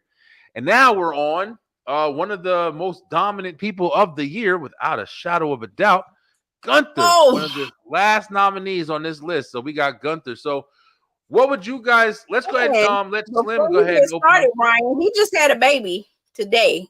Oh, he did. Congratulations, Gunther. Okay. Just had a son today. He gonna be kicking ass too. He probably got a title already. Slim, what you think about Gunther, man? This is tough because this is a tough category. Because Rhea's done phenomenal, Dom's done phenomenal, Roman's done great. Gunther has just been like, I'm gonna talk shit in your face and beat your ass, like literally. Like I haven't seen, like, even though they've both been undefeated, there's been some clear differences between Roman's reign and Gunther's reign. Like it's just the pure dominance that he just brings, and damn near can have match of the night with anybody. Because the way they had the way they had Gable moving really had us believing that Gable might be the one to take it. Also, also his match with Sheamus at Clash of the Castle, which some would consider a match of the year candidate. Also the triple threat at WrestleMania. You know, he's just been pure dominant. And, you know, shout out to Gunther for, you know, embracing the name change. And, you know, I remember when he was Walter and he was just like a much thicker version of himself. To see him slim down to what he is now, you know, that's a true testament. You know, he's a true dedication to his craft. So if I'm gonna give it to somebody as far as heel of the year, I gotta go with Dom Mysterio, baby. Yes. For this category, but I will say, outside looking in, Christian Cage deserves to be in this argument. Yeah. I do agree. And I've been keeping up with Christian and his character change and how he's just and Christian has always been phenomenal, man, on the mic with Edge and Christian, everything. Even when he first came out and he was with the Brood. And I mean, these guys have been in the fucking game so long, they can't be bad, man. You know what I'm saying? Like, this is their blood at this point, man. But Christian's character now is like he's such a dirt bag. Like you love to hate him. And terrible. Yeah, I definitely do agree that he should be one of the ones that are you know, acknowledged as heel of the year, without a shadow of a doubt. I think heel of the year should be Gunther. Okay, we got a Gunther vote on the thing. I also saw Goats. I saw that you said you think Jey Uso should get another opportunity at the Undisputed Championship. Now it's interesting. Do you think he should get a championship match right now? With Jey Uso's current status and everything he's doing, or do you think that's just something that you want to see in the future? So if you want to elaborate on that a little bit. From what I've heard, we might be getting a Jey Uso Gunther feud in the future. That's what I'm hearing too, man. But it's interesting to see that because, you know, I'm pretty sure at Mania they're going to do Uso versus Uso. But, I mean, and why what not I'm be hearing, IC title? It would be dope. I don't know if they're going to try to do that shit immediately. But, no, I think you should wait till Rumble. Okay, you want to wait till Rumble? All right, well. Yeah, we'll see what happens, man. We'll see what happens. I mean, there's a lot of opportunity there. But out of all these heels, you know, Slim, you said you liking Dom. Lay, you say, and I think you said Dom as well. So I'm kind of pigeon-toed here. I can't just, you know, just take over and shit. I'll be honest with you guys. I would have picked Rhea. I think Rhea has been, even though Dom has been phenomenal, I think Dom is a workhorse. He's been on NXT. He's won an NXT championship. Doing everything, and the heel heat that he gets is phenomenal. The character development is phenomenal. I just feel like Rhea Ripley is one of the most dominant people in wrestling right now, man. She is, but the reason why I picked Dom and not Rhea is when I think about the woman's division there on Raw. Who does she really have like a all out feud with right now in the women's division? Listen, like, Lay, I feel you. I feel you. That's the only reason. I mean, I get it. You know, she's doing all this with the guys, and that's good. But when I look at you in your division, which is the women's division, and you holding the title, who are you fighting right now? Because that match at what was it, Survivor Series, that's me fighting a 3-year-old. I didn't want to say that, but yeah, there's a quick brutalization, which we know she can do. But yeah, I agree with the Ghost. Rhea has put her title a bunch of times. I don't agree with that. Who? She doesn't have like a memorable, worthwhile opponent. Let's put it like that. But let's be honest, though. Is that because she's not defending her title, or is that because ain't nobody really ready to to take her on. The last one she did, she just had what's it called? Trish Stratus's girl. I can't remember nobody's names ever. Zoe. What's her name? Zoe. Yeah, Zoe Starks. She just had Zoe Starks. She had the remember, she had the what was it? The 5 Nia Jax, Shayna Baszler. Wasn't that for the title? Was fire. That 5-way match that she had with Roxanne. Yeah, come on, give my girl her flowers, bro. She been I'm kicking giving ass, her man. flowers, but she doesn't really have anything in the women's division that's just people can't handle her. Like she's literally went through the women's division for the most part, except for Becky. I would say like she doesn't have a worthy challenger until we get to see her versus Becky Lynch, and they've kept them far apart for a reason. Yeah, it's easy to see. But the reason I chose Dom is because yes, Gunther has been dominant, but it's just kind of been like, the same. I'm not necessarily just like he just like I'm just more better than you. Like the mat is sacred, but like Dom, you gotta think about everything Dom did to get the heat he has. Like literally, like he went to his dad's house when Ray was at a foot injury, and Merry Christmas, Thanksgiving on this man's ass. Awesome.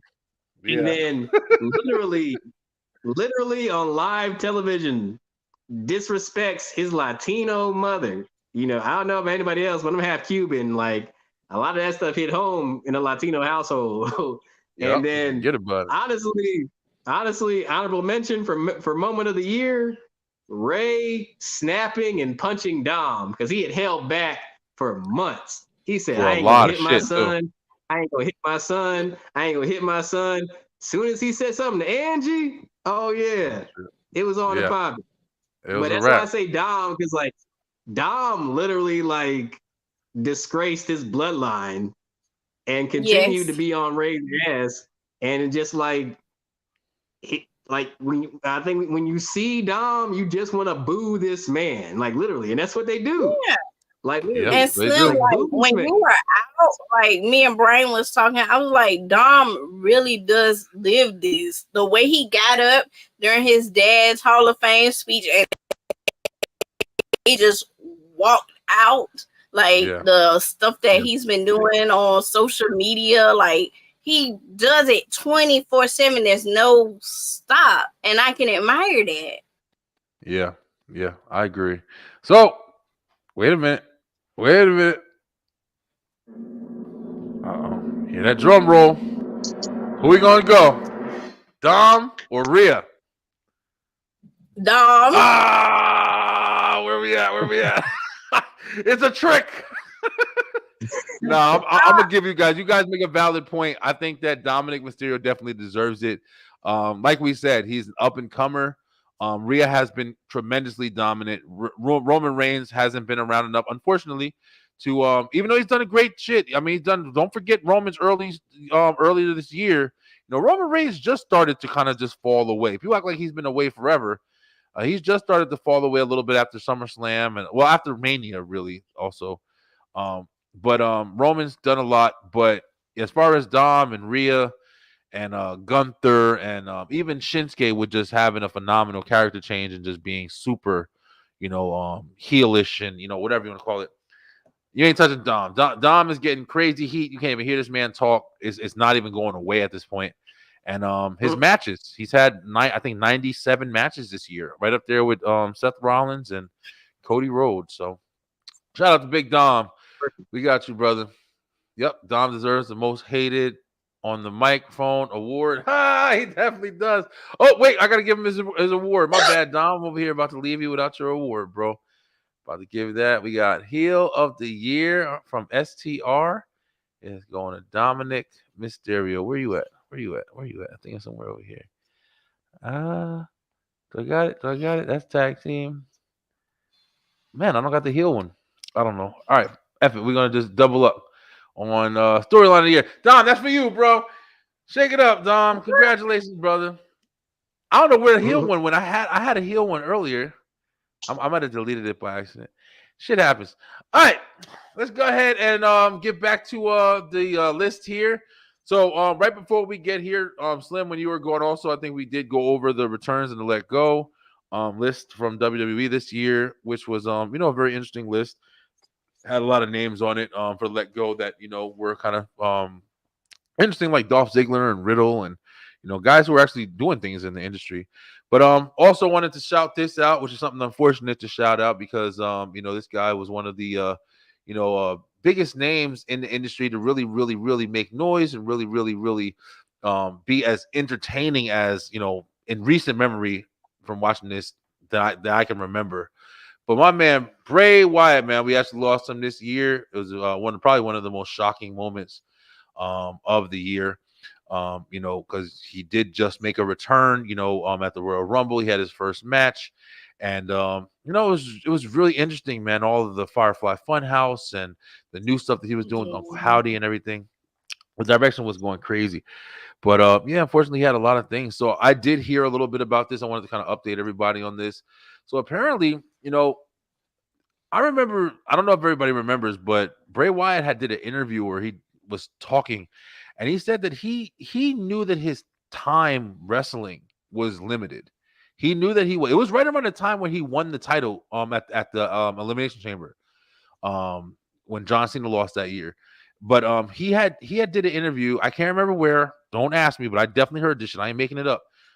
He had said that he knew his wrestling career was going to be like limited, like it wasn't going to be long. And at the time, I just thought he meant like, oh, I just want to kind of not wrestle for that long or something like that. But I think he kind of knew his limits or whatever you want to call it. But apparently, you heard that apparently when he did pass away, like he didn't have his defibrillator on. He had a heart defibrillator. At least that's what I heard. And it's really interesting to know that he had a heart defibrillator and he had a match at fucking at Royal Rumble. And I wouldn't even think that would be something that you can do. I don't know too much about like that stuff or whatever, but he had heart problems and shit like that or whatever, and he was wrestling. So I don't know, man, but it was definitely a giant loss to the industry, man, because the guy was phenomenal as far as talented, as far as creativeness, and he actually was, the last person bringing us that Supernatural. Yeah, that supernatural, that evil. You know what I mean? Like the Undertaker. That shit is captivating, man. Like even with the stuff on AEW right now with the devil, and you got the multiple devils. You don't know how many there are, or who it is, or shit like that is always interesting, man, because it's like it keeps you guessing, it keeps you on your toes. That's been some of the best work in wrestling, period, in my opinion. All the dark Undertaker stuff, or Kane, or even Mankind when he, coming and pulling his hair out and rocking in the corner. Like you're like, damn, there's some crazy shit I'm watching. So big rest in peace to Bray Wyatt. You definitely get STR award of whatever, man. Just big ups to his kids. Big ups to WWE as well. Apparently they signed him for a Legends contract, and they're giving all the proceeds to his family. JoJo, the ring announcer, and his kids. So that's phenomenal, man. Glad to hear that for sure. Yeah. But yeah, man. So all right, so we got heel of the year. So guys, I think we so far we have knocked out. We did tag of the year. We did tag of the year. We did storyline of the year. We did. Let me see. What else did we do? Storyline of the year, heel of the year, tag of the year. Is that the only? We only did 3. Yeah, that's damn. We just speed it up. All right, we're gonna jump in. Let's knock out. We have. I don't want to overstep nobody, but we have faction of the year. Let's go ahead and just jump right into that. I'll give you the names of the factions. We have the Bloodline, we have Damage Control, we have Judgment Day, and we have 6 on this one. We have Judgment Day, Imperium, and we have the LWO. Now I came up with these off of what we had kind of already picked ourselves, and I think I added in like the LWO. I'll just try to add in some ones that have been relevant for the year. So just going first, I guess Bloodline's definitely been the biggest faction there is. But you know how I've been rocking with this episode. Judgment Day. Yeah, that's why I say go ahead and give them a trophy. Go ahead and get it, Lay. So it Hand might it have to him because we know who on it is. Hand it. Let's all right. Dom, Let's come get it. be honest.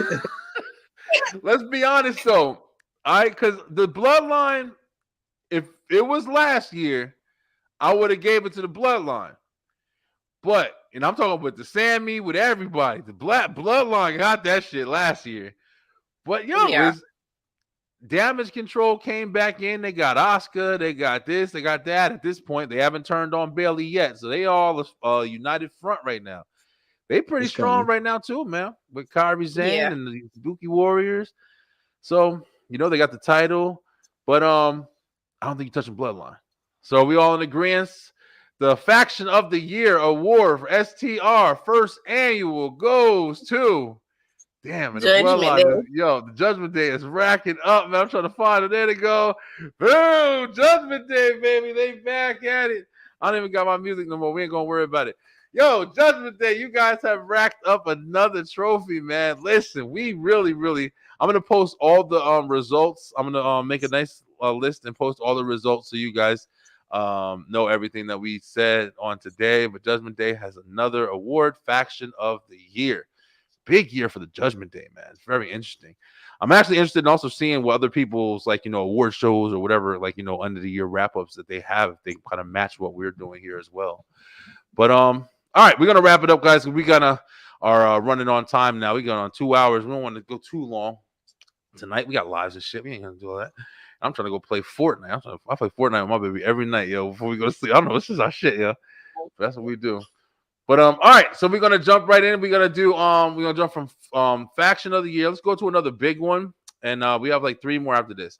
So we have OMG Moment of the Year.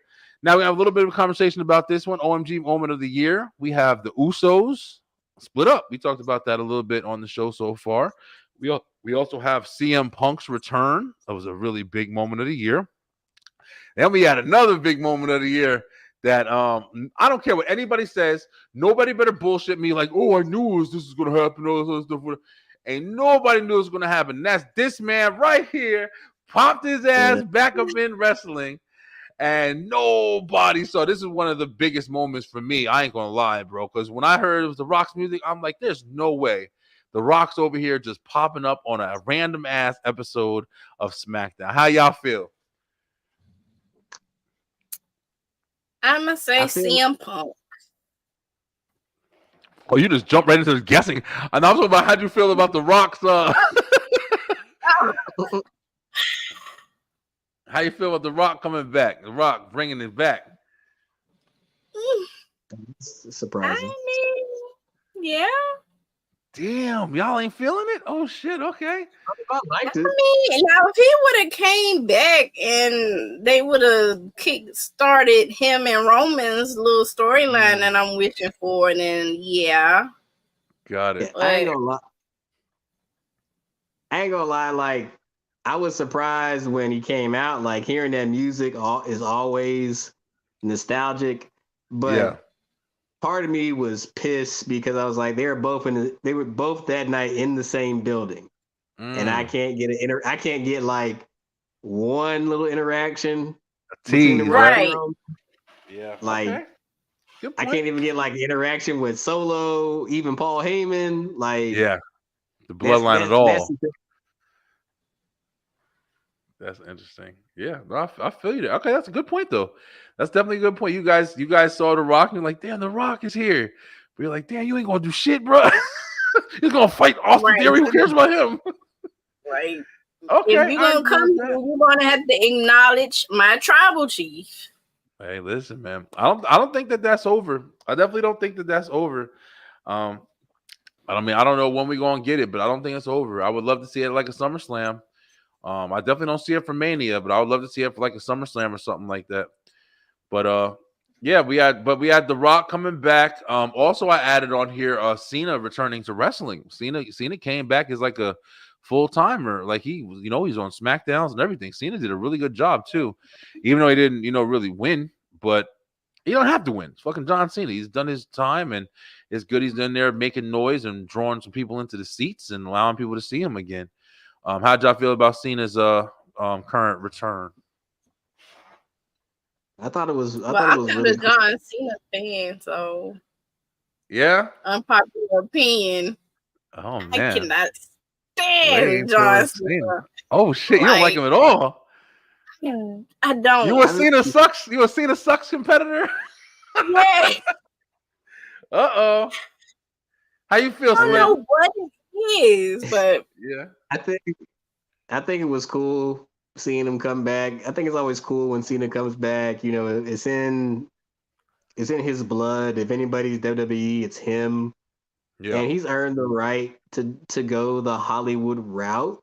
He's natural at that. And shout out to him for being a legend and putting Solo over. Yeah. Like, Yeah. Big shout for that. see what that does for Solo. I guarantee that does more for Solo than it will for Austin Theory.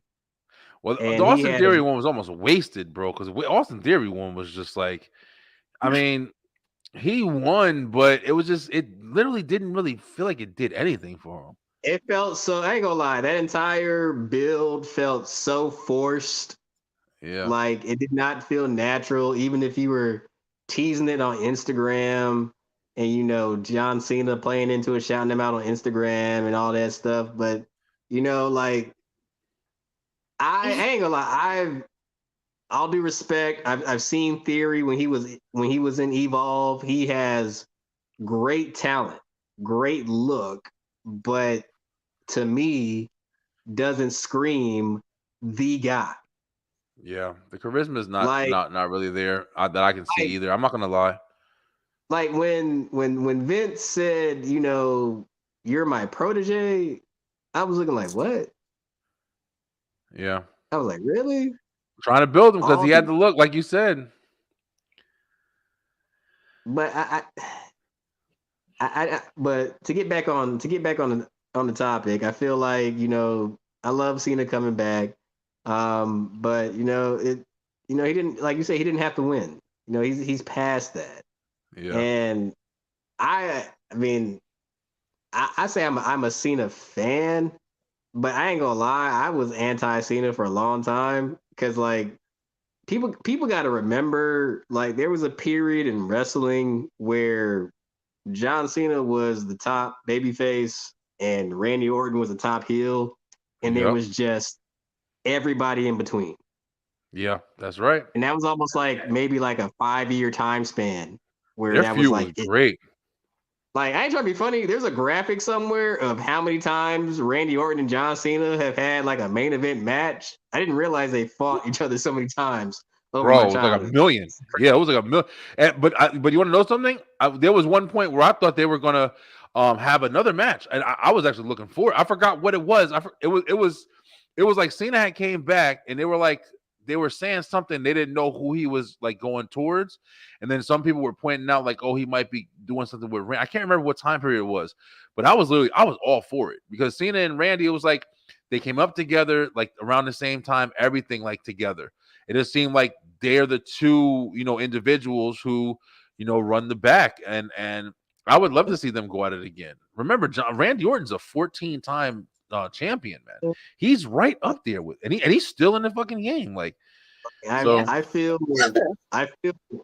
old because I saw John Cena and Randy Orton unify the WWE and World Heavyweight Championship, and now I see Seth Rollins with a new World Heavyweight Championship. It's crazy how things come full circle.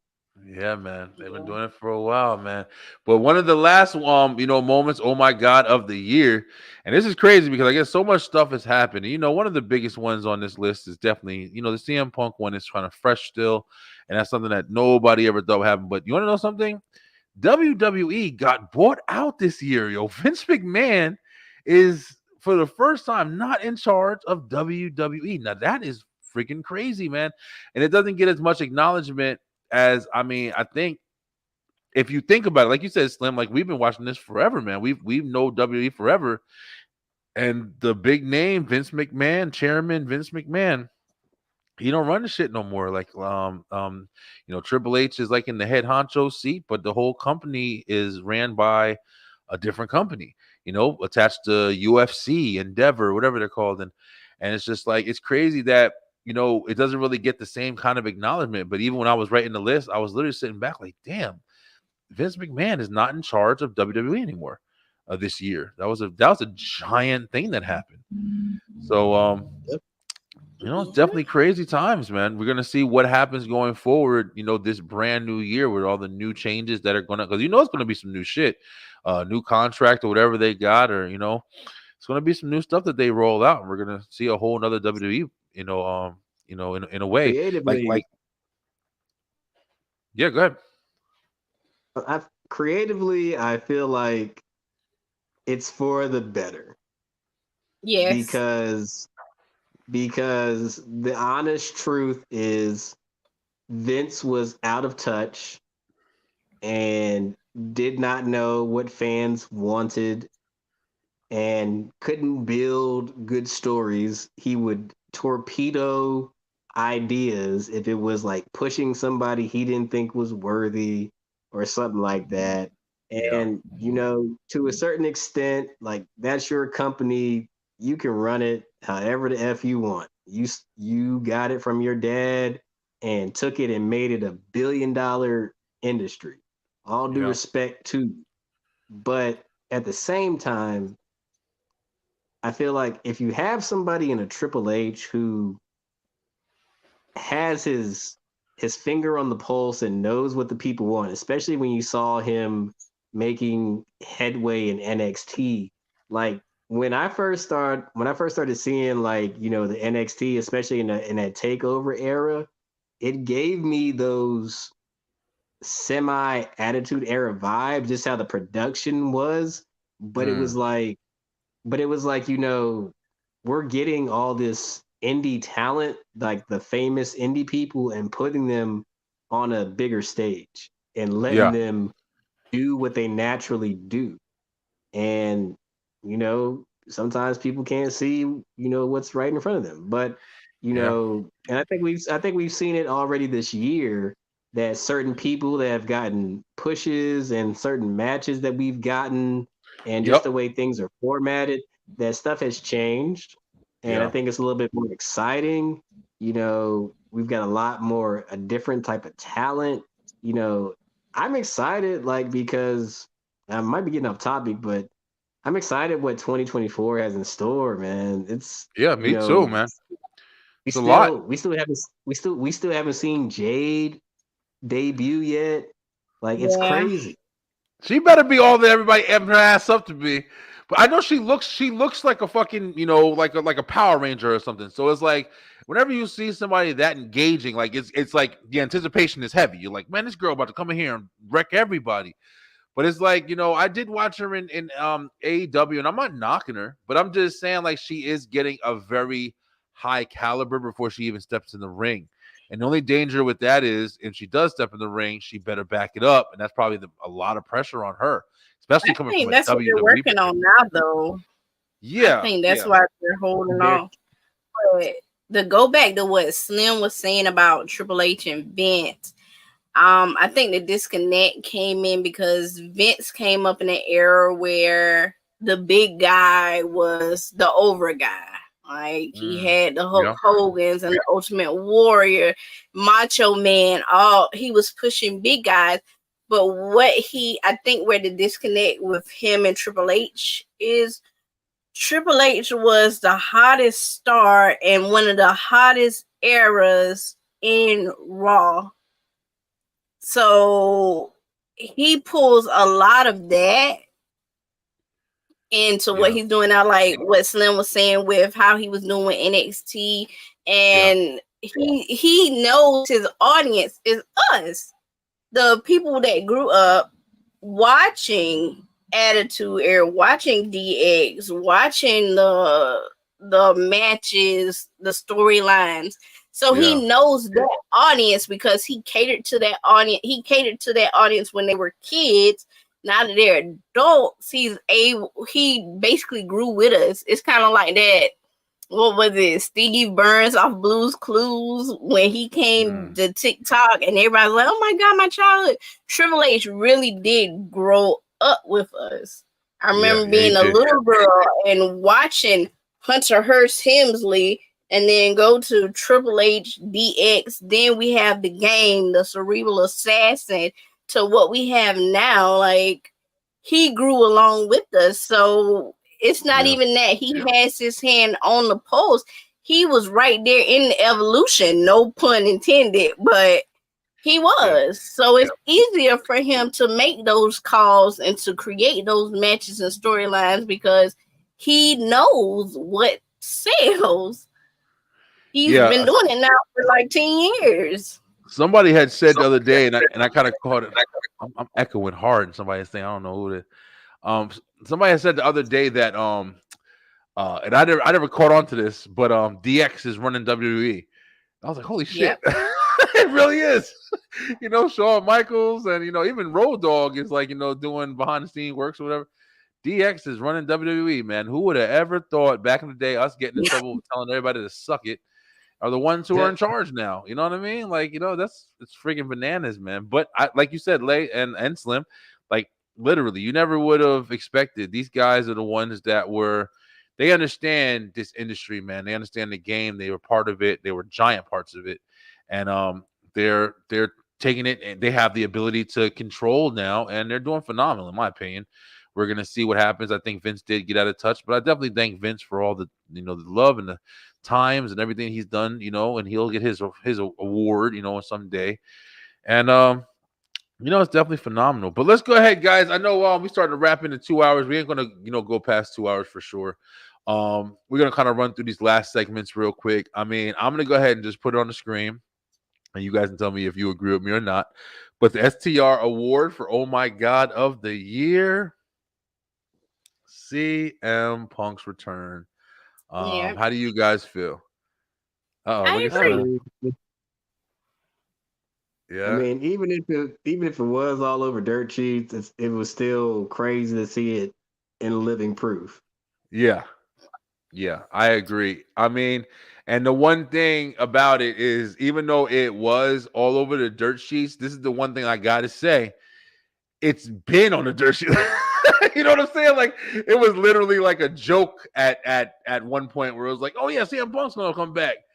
So I think that was the actual excitement about it. Because, like I said, man, I can only speak for me, and knowing, just like you just said, like I've heard a million times, "Oh, CM Punk's gonna be in Chicago, CM Punk." They were like, "Yeah, whatever, motherfucker." Like, okay, maybe it will come, maybe, or whatever. When that shit was going off, and I saw them little words in the corner of the damn TV, and I had my pick. I picked my fucking remote up to turn the TV off. And I didn't even hear the song at first. I saw, like, on the monitor, the damn big monitor, when the camera's all up in the air, I saw the damn fist with the lightning bolt. And I was like, I had to think for a second, like, what the fuck? I was like, wait a minute. This nigga just came back for real? That shit was crazy. That shit was crazy, bro.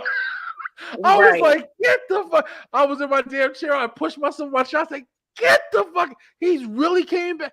And then he came walking out of there. I was like, there ain't no fucking way. I'm like, you kidding me? So that shit got me. I ain't gonna lie. That shit got my ass. And I'm not even like a huge CM Punk fan, but it's interesting. It's something that happened that, you got to speak about. But yeah, I think CM Punk taking the STR is definitely worth it. Oh my God, moment of the year, him returning to WWE.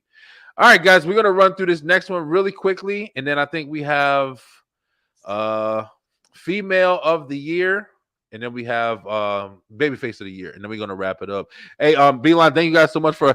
I knew it's gonna be a long show, but I don't want to drag it out. I'm fucking sitting here forever. But listen, we got story. Let's go ahead and jump right into pay-per-view or PLE of the year. We have a couple nominations here. We have Money in the Bank, SummerSlam, Survivor Series, Clash at the Castle, and Backlash.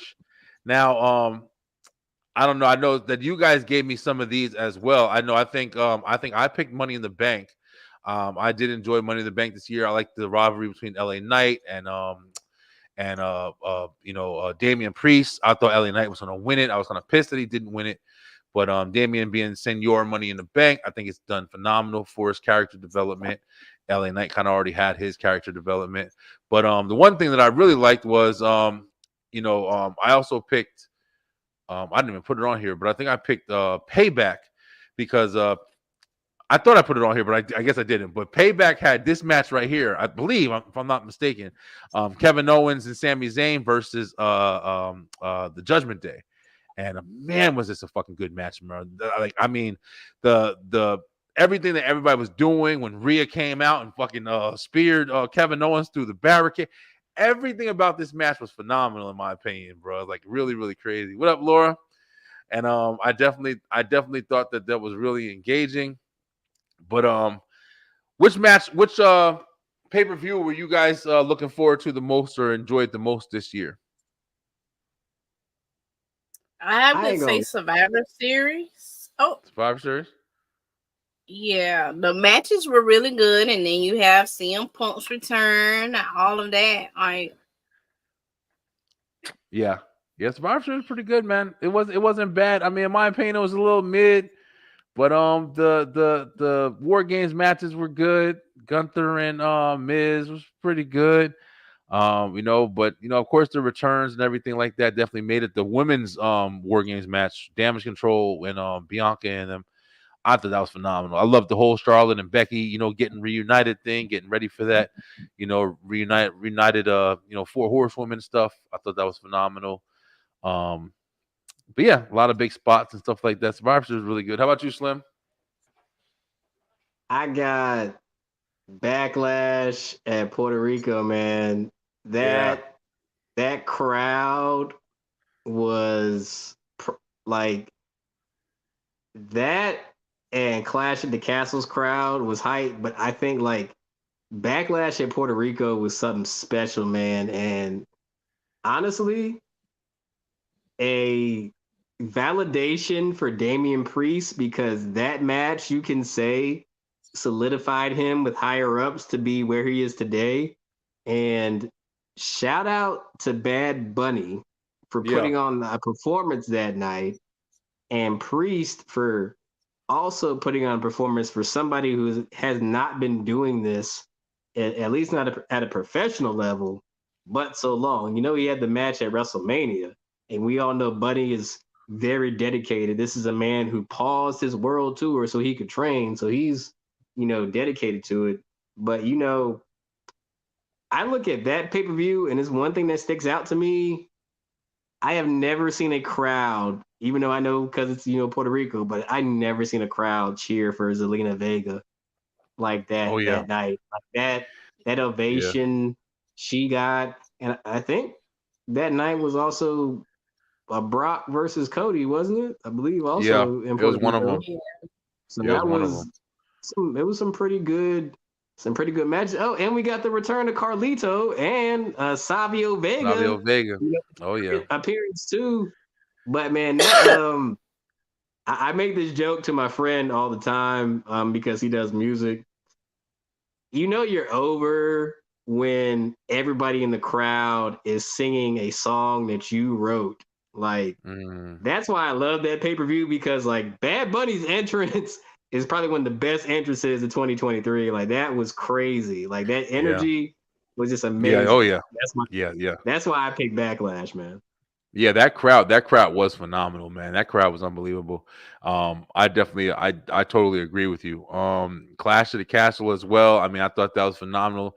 That was the Drew McIntyre and Roman match.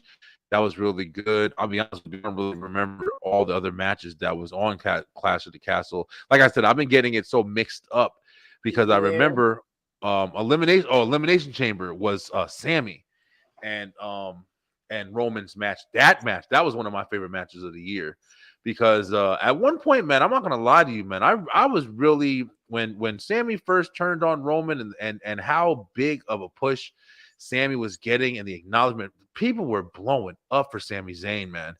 If Sammy would have met Roman at Mania and took that title, I would have not been mad.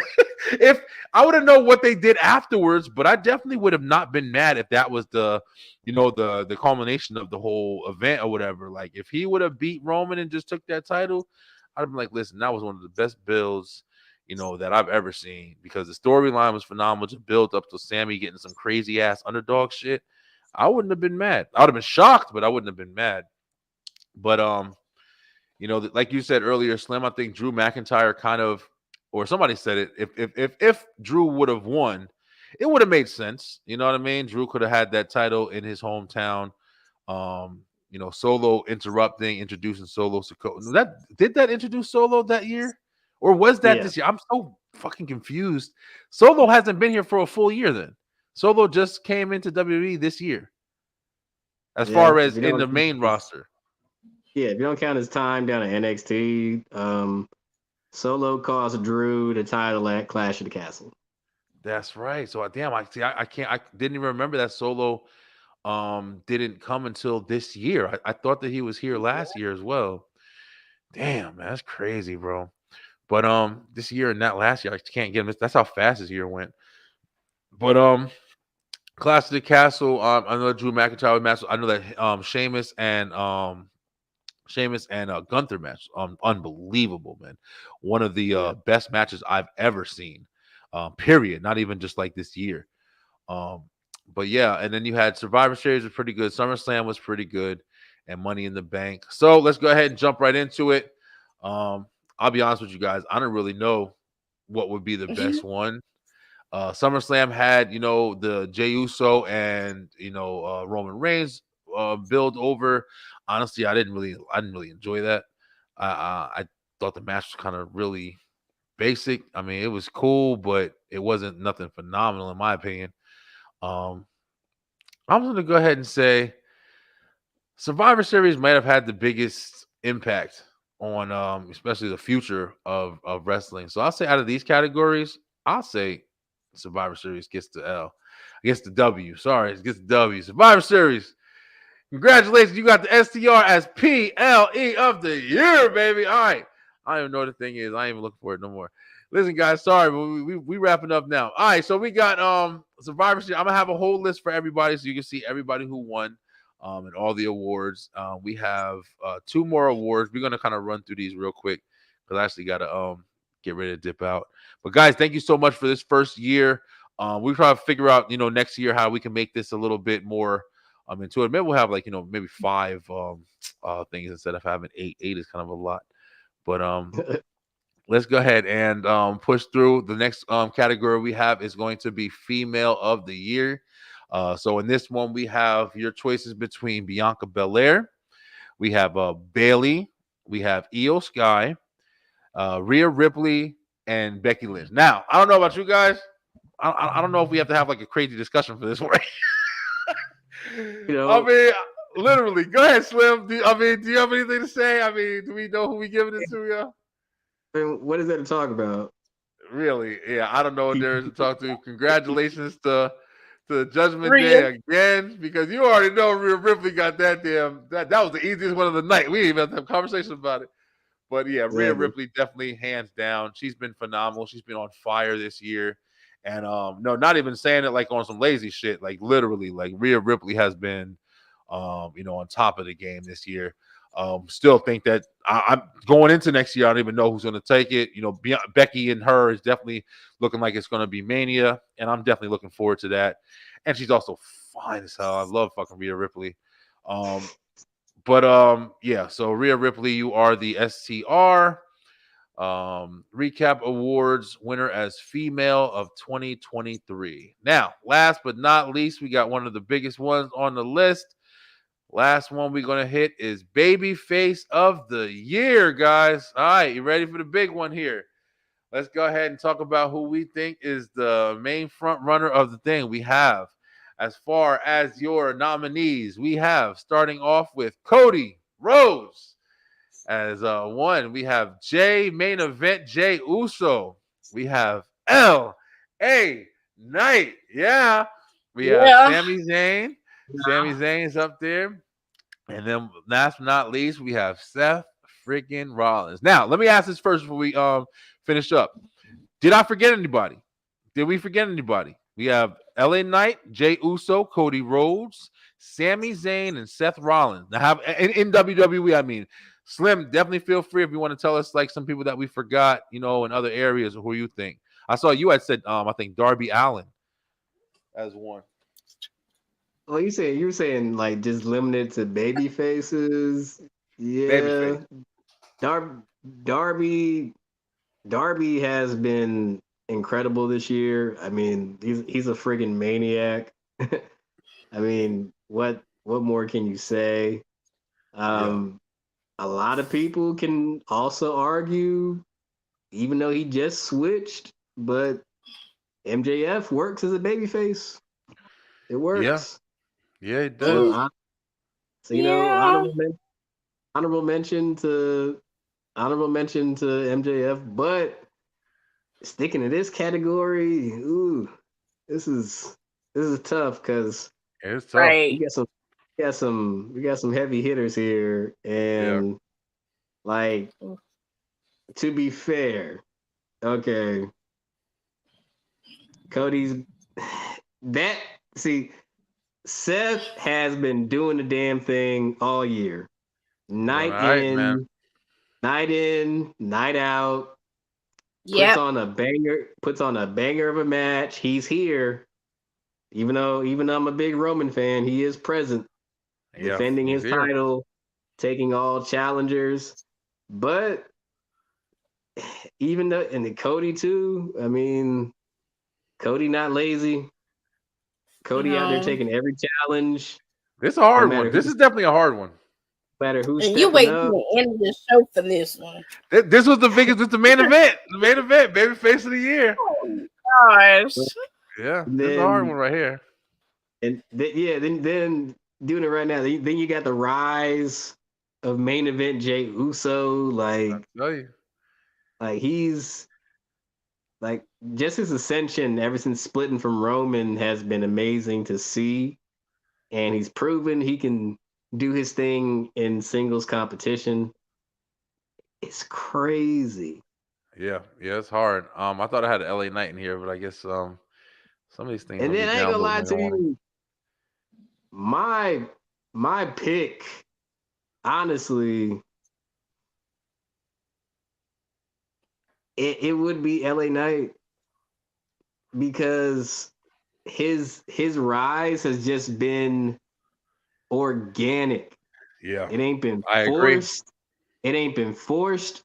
That's all him. That's just him. Agree. That's just him going out with a microphone, being him on the mic and doing a damn thing, and the crowd getting behind him. I fully agree, bro. I'm not gonna even lie. I'm not gonna even waste time. I don't have the slide for LA, but even though I'm not gonna lie, I kind of feel like I don't know if we've reached a point with LA Knight where just got to see what's next. Got to see what's next. I feel like him going up against Roman was a bad idea. I feel like it left something that should have been desired. I left it taken. Now it's like, okay, well, I've seen him do it already. He didn't win. Maybe he'll go back. I don't feel like he had the caliber yet to lose, and me still anticipate for him to have another title match. Now, if they are entertaining the idea, Brian won't pick Cody. Warren, listen, bro.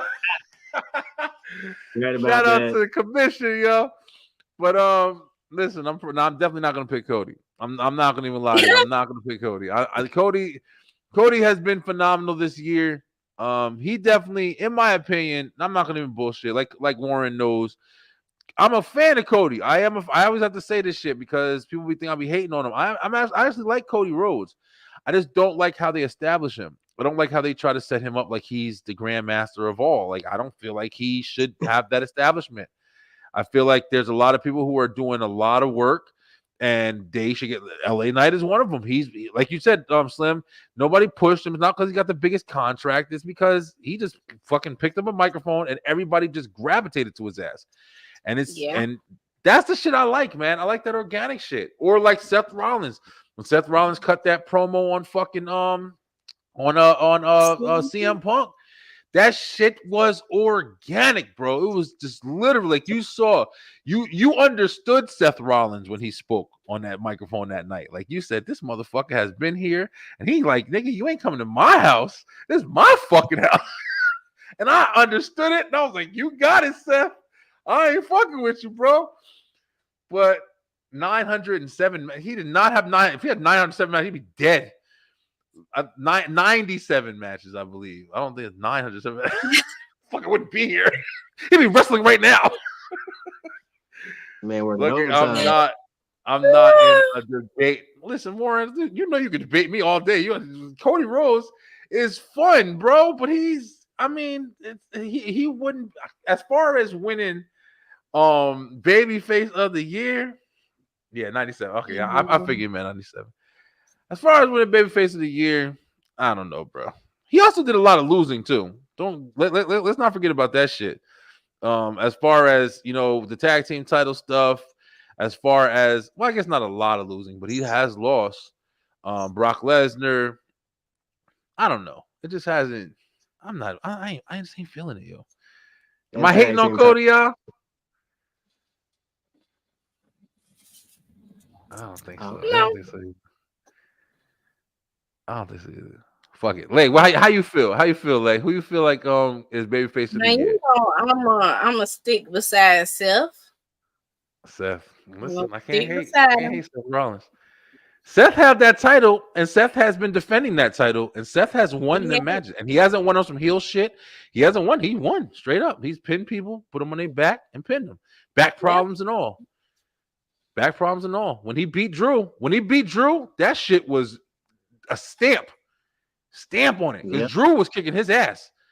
When he beat Drew, Seth Rollins, if anything, Seth deserves it. But I think Seth's momentum, I think, took a little bit of a pause when he started going after CM Punk because he was kind of on some hater shit. Look at this guy. Still this hard times. Yo, listen. Don't do that. Warren, stop with this. Listen, bro. Listen. Hard times. It's not even his fucking story. Stop coattailing and shit. That's his dad shit, man. I want to know now if Cody come. If I heard something today that was really interesting, and y'all know how I am with heels. I like heels. I like heels to be established, and that established a character to me. If Cody's on some heel turn, what the hell do they call it? His Homelander. Homelander. That's what they called it. Now if they gonna fuck with some Cody shit on some Homelander shit, whatever, on some Bullet Club shit, listen, I'm down for it. They won't turn Cody heel, so he has the title. He ain't gonna because he don't want to though. Don't he want to? What's it called? Seth over due to his song. See, Warren, you can't. Warren want to be that's my commission brother, right? But I cannot. This guy just be saying weird shit. Hold on. Stop this BS narrative. Crazy, yo. It's just his song. The song is over as well as him. He has put on banger after banger of a match. The song just fits him. Shit. Yeah. He made it. He made it fit. You feel me? Like that's like the fucking third rendition of his song that he's had over and he's had changed. Seth Rollins is a legend in the industry at this point. The Shield members have been in WWE for 14 years now. I believe 14 years. These motherfuckers is some of the longest people that have been in the game at this point. And there's no denying their status or their caliber. Whether it be Roman, whether it be Seth, even fucking John Moxley over there on AEW, like these guys are established names and their work speaks for themselves in volumes. Nobody's saying that Cody's doesn't. But what I do say, my argument for Cody, every single time we have an argument about Cody, is everybody is just prepared for Cody to be the fucking number one guy all the time. He's the reason why, like you said, Slim, when you was tired of fucking John Cena, hearing John Cena every 5 minutes, because nobody likes when shit is just given to you. You like the progression. You like the change. You like the adjustment, like LA Knight, like the fucking people talk, like Shinsuke, like I was talking about before. You like the development. You don't like we're going to put Cody Rhodes as the champion. That's what I'm doing. I don't care. I'm Vincent Kennedy. Nah, nigga, you gonna give me some matches and like even AJ Styles new thing he's doing where it was like supposed to be like the AJ Styles from back in the Indies and shit or back in Japan or whatever, where he's got the black coat on and he gotta sell that shit a little bit more for me. I ain't gonna lie, AJ, you gave that promo. You were still kind of nice. You got to be a little more of an asshole. His loner shit. Yeah, we'll see. The loners, like the loners or whatever. But we'll see, man. We'll see. But I don't gravitate to Cody like that, bro. Gotta know what over means, and Moxley is trash. Listen, Warren he thinks because he wrestles, he knows. He tells everybody he knows everything. Whatever, bro. All right, I don't know what over means. Okay, I guess I don't. Whatever. under then. But all right, who would you guys pick? As far as the babyface of the year, were we all in agreement? LA Knight and no, Lay, you said Seth. That's a good I argument. did say Seth, but I would not be mad at LA Knight. I wouldn't. Because he's had a phenomenal year. Like, I can't lie. Yeah, I can't not at it. And you want to know something? ESPN also named LA Knight as the breakout star of the year, I believe, as well. But LA Knight, you are the STR first baby face of the year. That's right. Congratulations, brother. I hope you watch this and you come on our show and say, yeah, I did it. I was there. Awesome. Listen, this has been a phenomenal award show. This has been a lot of fun. This is our first year doing this. We put this together. I hope you guys have enjoyed it. Thank you guys so much. You guys have been watching throughout the whole night. Here's Warren. I guarantee it's Warren saying something. Having fun. I love you, bro. Yeah, I know. We talk shit all the time. That's my brother, man. He cool as shit. But but we're gonna have so much more coming for you this year, man. Beeline, thank you guys so much for rocking with us with the commission talks with STR. Like, we have so much coming through for this new year, man. You're gonna be seeing us. We're gonna be at the live events. Definitely check out the merch. I actually got some merch printed out. If you guys want to go pick up a t-shirt and put it on and show your friends and tell them that you listen to the STR Nation, baby.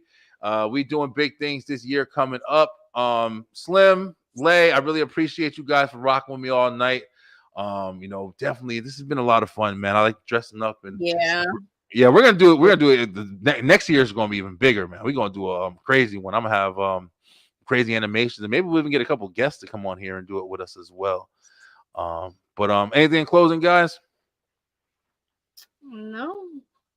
Everybody's good. Yeah, we did a 2 hour and some change show today. Yeah. Only thing that's left is Saturday. We got AEW World's End.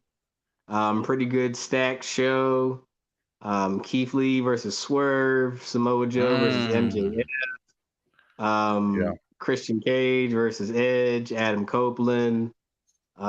Sammy Guevara and Chris Jericho versus Ricky Starks, Big Bill. Also, going into it, still a week out from Wrestle Kingdom. Big show for New Japan. Still a great show. Hiromu Takahashi versus Desperado should be good.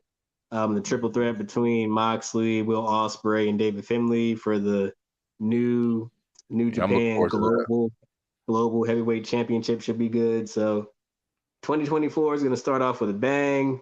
Also, Okada versus Bryan Danielson should be really, really good. I pray that Bryan Danielson's body can hold up through a match with Okada, especially on a Wrestle Kingdom stage. But we'll see. But as always, man, it's been a blessing to link with you, Lay and Ray, and start on this journey. And I'm excited to see where we go and how far we go. And I think the sky's the limit, man. Who knows? For real. Yep, it definitely is, man. I definitely appreciate you guys. It's been a phenomenal year. I mean, I never knew I'd be closing out the year like this, just having a nice team. We all come together every Wednesday. Everybody's committed. Everybody's dedicated. We're still getting Ray on. Ray gets here. Ray got shit going on or whatever. I think Ray's the youngest in the room too. She got a lot of shit she's doing or whatever. But listen, man, I really appreciate everything and everybody. I really appreciate you guys watching. But yeah, like you said, we're gonna be back. We actually won't be back for another STR. We're gonna take a break next week, and then we're gonna come back after that. We're gonna start getting ready for the Rumble, because it's gonna be a little bit of a slow period, and get some recovery after the holidays and get some stuff moving forward. But the next STR show will be the second. I believe that's gonna be the second Wednesday of the new year. So happy new year to all you guys. I'm actually taking a break for the rest of the time until next year as well. I won't be back with another show, but I will be on other people's shows. I got a couple of features I'll be doing. But yo, listen, it's going to be a phenomenal year. I'm definitely looking forward to seeing you guys in person. I've actually even had I didn't even share this with you guys yet, but I've had a couple of people talk to me about actually some events. I have a right around the corner from me. Actually, they host wrestling shows here in Atlanta, and yeah, I talked to them about having like a booth and maybe even coming through and being at a live presentation to just some wrestlers that's around here that's wrestling. So I'm looking forward to doing a lot of new stuff this year, and some really big name guests we might be having on the show as well coming forward this new year. So stay tuned, man. We got a lot of shit going on, man. I'm really excited. And happy new year to everybody out there. Happy new year to STR crew as well. Until next time, we're going to tell you guys to thank you so much for attending the first annual STR Recap Awards of 2023. We look forward to seeing you in 2024. Until then, stay true, stay positive, pay attention, and get out there and watch some wrestling, man. We'll be back for the Rumble, baby, because the Rumble's coming, and we're going to be talking that wrestling with y'all. All right, y'all. Have a great night. Love you so much. Peace.